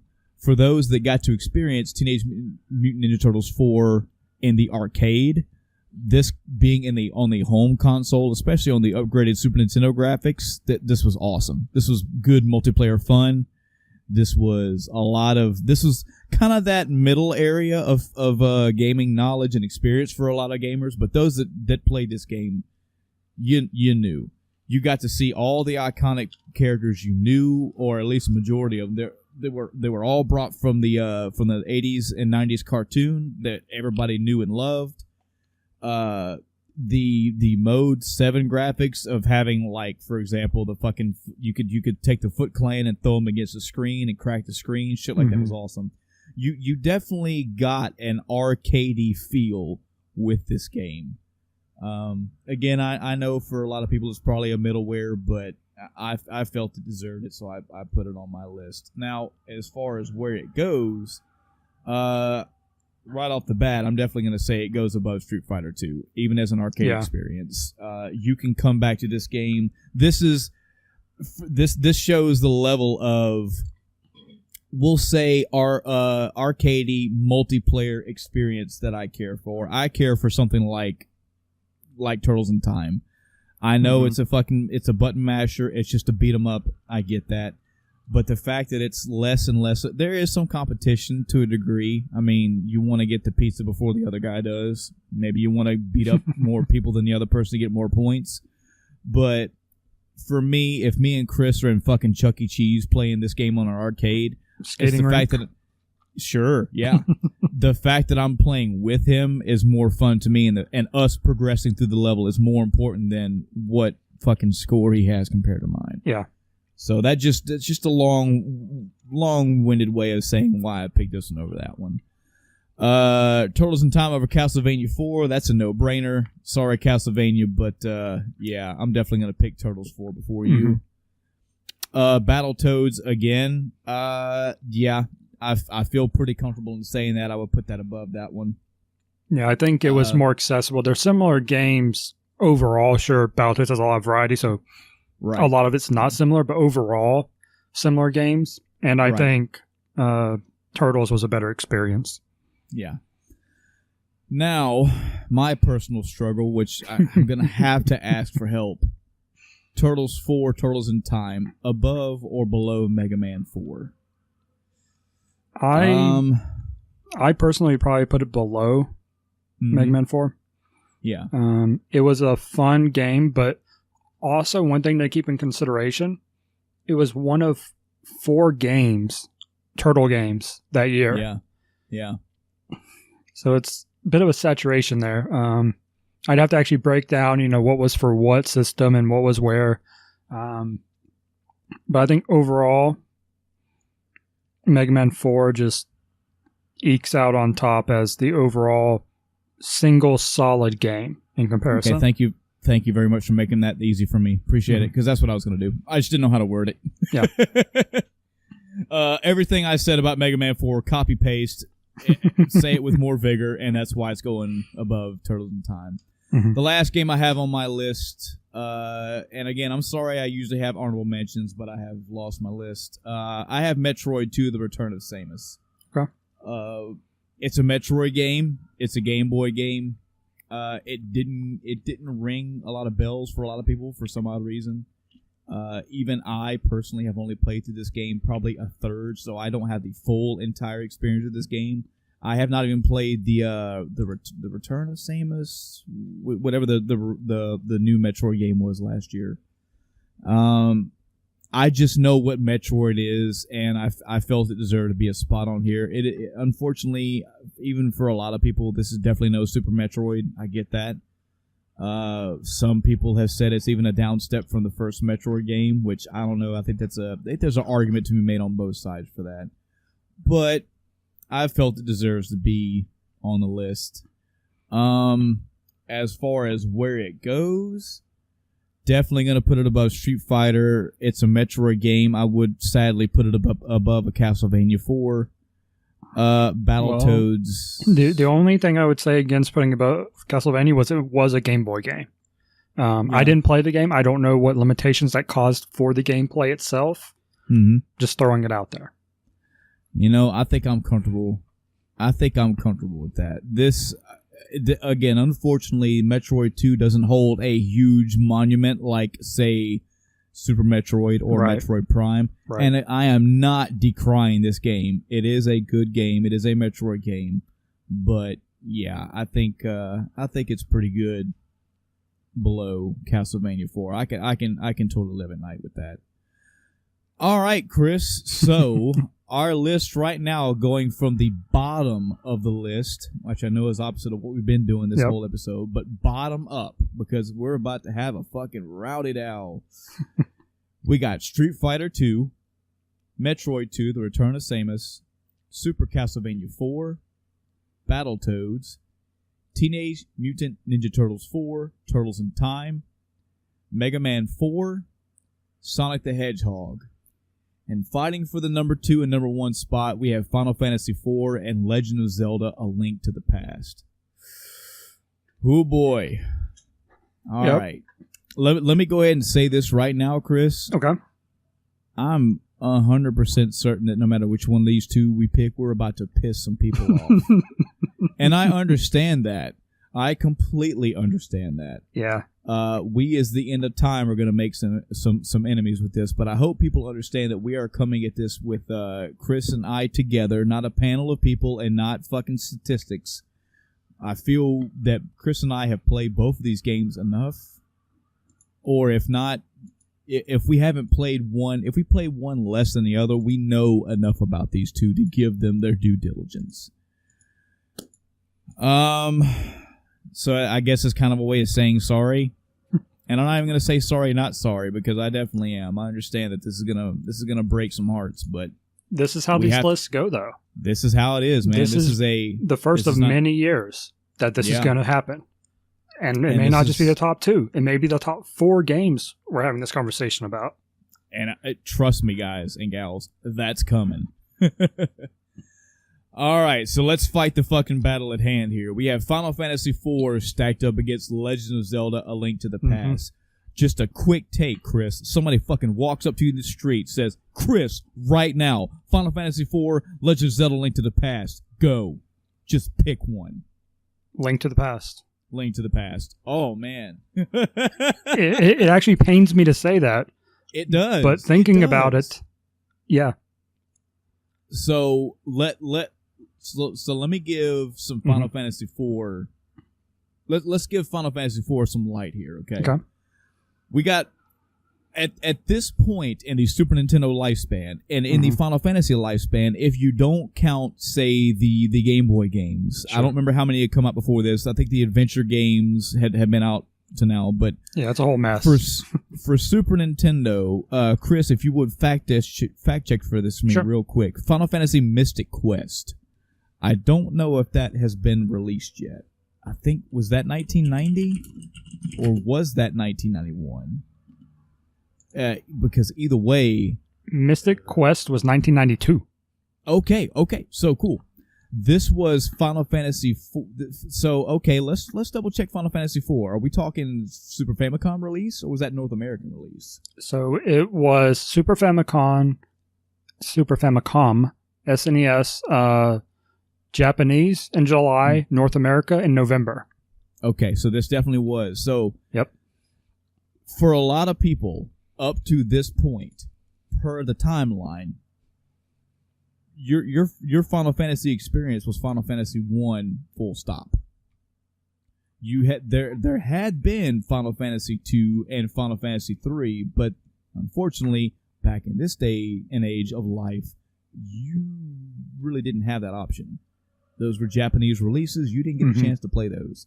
Final Fantasy 4 came along. You knew it as Final Fantasy 2, but there you go. This was your first foray into Final Fantasy on the Super Nintendo. So, bam, the year is fucking 1991. The Super Nintendo is out. It's fucking hot. It's going hot. You got Super Nintendo and Sega Genesis fighting side by side. You may have a Phantasy Star game. I think Phantasy Star, at least 1 or 2, was out by this point. Yeah.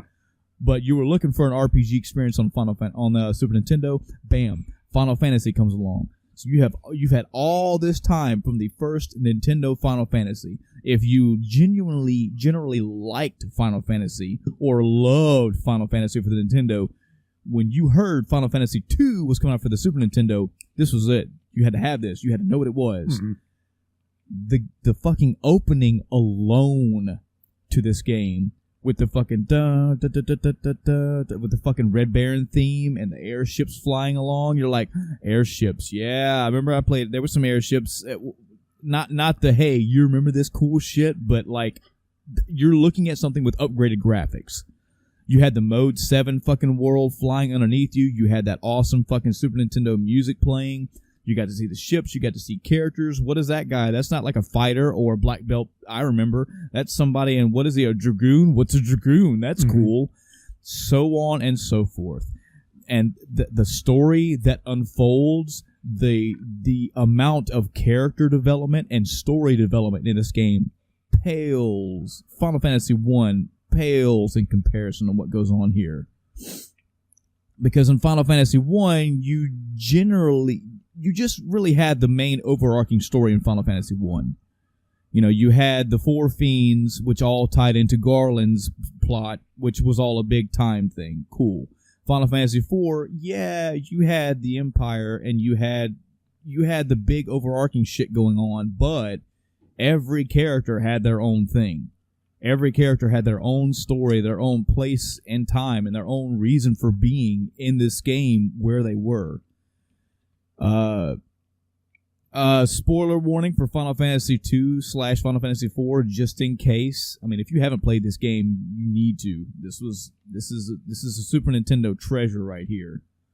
The levels that they go to in this game to tell this story, I hope it blew people away. You had characters that pretty much died in this game.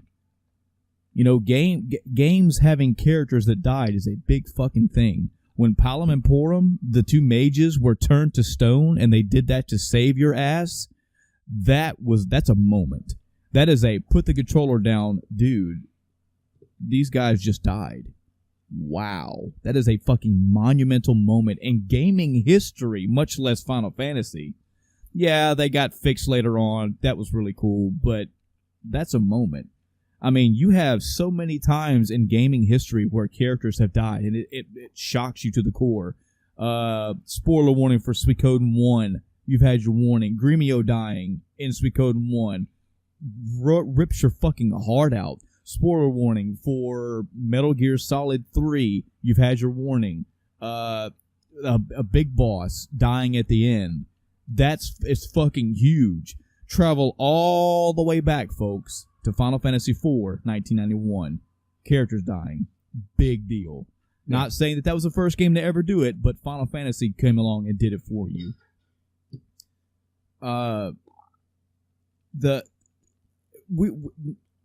This is above talking about the generic shit that you also got upgraded by going from a Nintendo Final Fantasy to a Super Nintendo Final Fantasy. The graphics, severe upgrade. Of course, it was a generational leap in graphics. The music, a generational leap in the music design. The amount of systems involved in Final Fantasy IV compared to Final Fantasy I. Such an upgrade. Everything you got in this game was bumped up. This was... For a lot of people, this was the start of where Final Fantasy was exploding. In Final Fantasy 1, again, yeah. I'm not trying to pull away from it. I'm not trying to say Final Fantasy 1 was bad. I'm saying in the scope of story and storytelling comparison. Final Fantasy 1, you could pick a fighter, a black mage, a red mage, a white mage. But what was the story of the fighter? What was the story of the thief? What was the story of the red mage? You didn't really have any. Except for them upgrading later, halfway through the game and getting more powers. That's pretty cool. But the main story, the stories of Final Fantasy I revolved mainly around the world, the crystals, and Garland and all that stuff. Final Fantasy IV, there was a big overarching story, and the characters had their own development. And this is what Final Fantasy used to be known for. This is what drew people to Final Fantasy. You had the small stories, and you had the big overarching story. Chris, your thoughts, Final Fantasy IV? I mean, these are 2 behemoths. Oh, yeah. I was actually looking just out of curiosity at the sales numbers, and on the wiki for each says over 4 million units. Don't even go into details. Mm-hmm. Yeah. So these are 2 neck to neck. Go ahead. I was going to say, and bear in mind when he says that, keep in mind, folks, Legend of Zelda later became a pack-in game with Super Nintendo. Okay, yeah. Man, so Final Fantasy. Admittedly, I don't have as much personal experience with this game, but it is a classic RPG that was done very well, and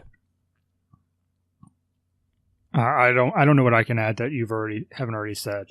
That's going to be the first T-shirt that's made for you. Well, you pretty much said it all. Yeah, and to remind our audience, I will have more to say about games a little bit later. Yeah. Michael is older than me, played a lot of these before I did, a lot of them back then. A lot of my Nintendo and Super Nintendo experience didn't come until emulators, when I was like, what am I missing? And even then, I haven't finished a lot of these games. I've worked on some, still working on some. So, well, then what about Legend of Zelda: Link to the Past?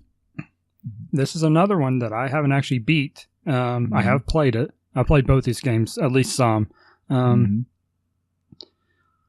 It was such a huge leap from the Nintendo Zelda games. Not just with graphics, because of course that's an obvious upgrade, going from console to console. Yeah. But the style of it, the mechanics of it, in pretty much every way, blew away the first two games. Because this is the third, right? Because there was Zelda and Zelda on the Nintendo and Super Nintendo, I know there's other Game Boy and whatnot. I don't know if at this point or not, but Link's Awakening came out in 90. God, I want to say 93. Okay, I want to say 93. But so this is in essence, this was not only the third, but this is also kind of like an apology letter because they're like there was Zelda, which everybody knows Zelda. Everybody knew Zelda for Zelda that way. Zelda 2 came along, and it was like, ooh, I don't know if I like this. And they were like, okay, we're sorry.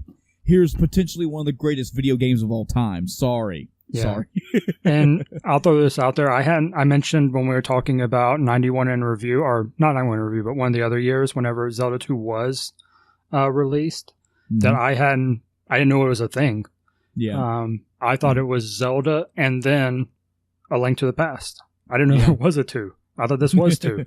And that's okay. But I did watch someone playing it in this last week, doing a speed run. So I know a little bit about it now. But anyway, so it,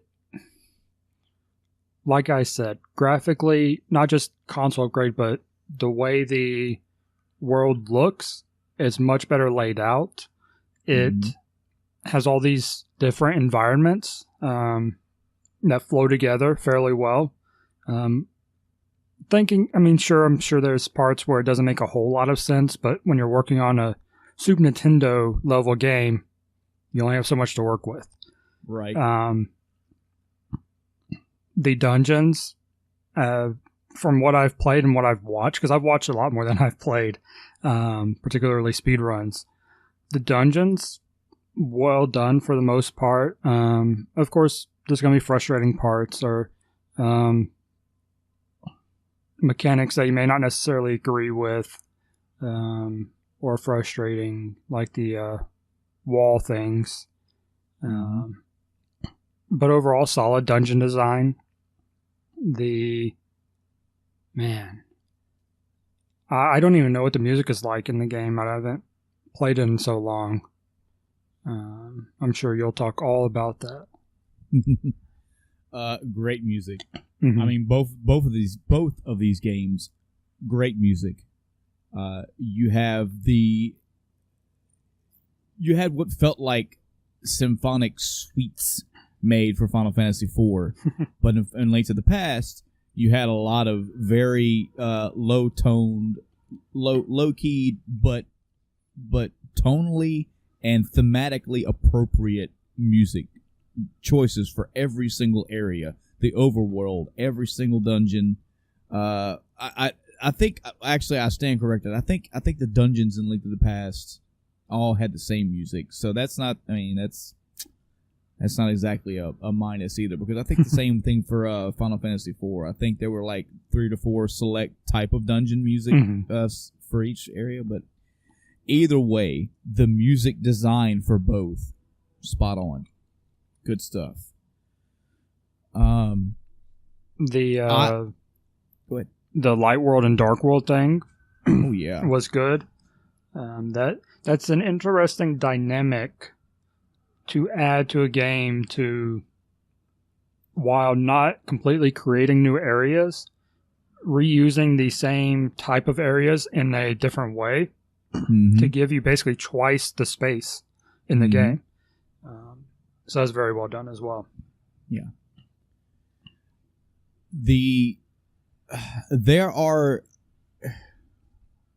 I have no problem saying these two are equally behemoth-sized titles, just as you said earlier. Behemoth is the appropriate word, because they both excel in all the areas. I mean, they both have great music design. They both have great stories, though, of course, obviously, Final Fantasy IV has a much larger story, not only in scale and scope, but the fact that they have individual characters that are all fleshed out, very, very fleshed out. They all have beautiful graphics used appropriately, especially given the fact that these are 1991. I just feel in my heart that even though these two would fight to the death, I feel that I would play Link to the Past more. I feel I have played it more, and I feel the charm, the level of care and love is just there just a little bit more than Final Fantasy IV. You know, if I'm putting Link to the Past up against Sonic the Hedgehog, I mean, it's hands down. Link to the Past would just lay a gentle hand on Sonic, and the moment that it touched his hand, he would go flying through the universe. There's no contest. Link to the Past, Final Fantasy IV, is more like Legend of Zelda Link to the Past gets 100. Final Fantasy IV got like a 96 or 7. I mean, it's that fucking close in my mind. Yeah. There's so much care and love put into both of these games, and if you were a kid, a teenager, adult, what the fuck ever, if you were a gamer in this year and you had both of these games, good God, what a fucking kid! This is the start of those years that we were talking about, Chris. Yeah. A kid in 1991 that had the availability, the parents bought it for them, whatever, had all these games in one go. Holy shit. But yeah, I agree. Go ahead. We were talking about impact and stuff for other games. But even when you talk about that, you're like, oh, well, what about the legacy of this game? We're talking about Final Fantasy and Zelda. Yes. Arguably in this... Go ahead. When you talk about legacy, these are two games you use as examples of legacies in video games. Yeah. So I think I feel right after a long bloody battle between these two at putting Legend of Zelda Link to the Past on top. Do you agree, Chris? Yeah. I think one of the biggest things when going back to impact thing is Final Fantasy as a whole has a very large legacy and long legacy. Yeah. Just thinking back then, even. Yeah. For us, this was the second game. Worldwide, it was the fourth. Yeah. So it was another game in the series. It was the fourth overall. Zelda, with A Link to the Past, that was a basically revitalization of the franchise. Yeah. And I think that part of the impact is one of the biggest factors to me edging it above 4. Yeah. All right, folks. There you have it. With this episode, the End of Time cast, Chris and I have declared our number one video game of 1991. And just working our way up the bottom of the list, we got Street Fighter 2, Metroid 2, Return of Samus, Super Castlevania 4, Battletoads, Teenage Mutant Ninja Turtles 4, Turtles in Time, Mega Man 4, Sonic the Hedgehog, Final Fantasy 4, and our end of time video game choice for 1991 is Legend of Zelda: A Link to the Past. Yep. This is the first of many episodes like this coming. Trust me, folks, we're getting to these 90s, and there's gonna be some ones. But what a way to kick it off! Legend of Zelda: Link to the Past is such an awesome game. An insider thing, just a personal thing between the audience, Chris and myself. Link to the Past was the game that fought for my favorite Zelda between that and Ocarina of Time. This is no real news. This is typically how it goes for most people. And this is also the first console that I ever bought with my own money. This game came with it for free. Legend of Zelda: Link to the Past has a lot of personal memories for me. So does Final Fantasy IV. I remember being at Jughead's house, and again, this blows my mind to this day, Chris, being at Jughead's house and watching Jughead's dad play Final Fantasy IV. Like, hey, I'm a grown fucking adult man. Let me turn on the Super Nintendo. Excuse me. And while I have games like Tecmo Bowl or Street Fighter available, let me play Final Fantasy IV. Sorry, I just got a frog in my throat. Sorry. But I watched a grown man play Final Fantasy IV. And that was incredible for me. That was one of several memories this game had. So, for what it was for this year, I'm totally content with this. I'm good with this list. All right, well, good timing, because apparently my voice is trying to die on me. Yep. Sound like you're about to break out in tears. I guess so. No, I'm not going to do that. All right, well, that does it for this episode. Another long one. I understand they're going to be long with these Game of the Years. Trust me. There's going to be longer ones coming because there's more debate coming. But that's going to do it for this episode. Until next time, I'm Frog Michael. I'm just Chris. Ribbit.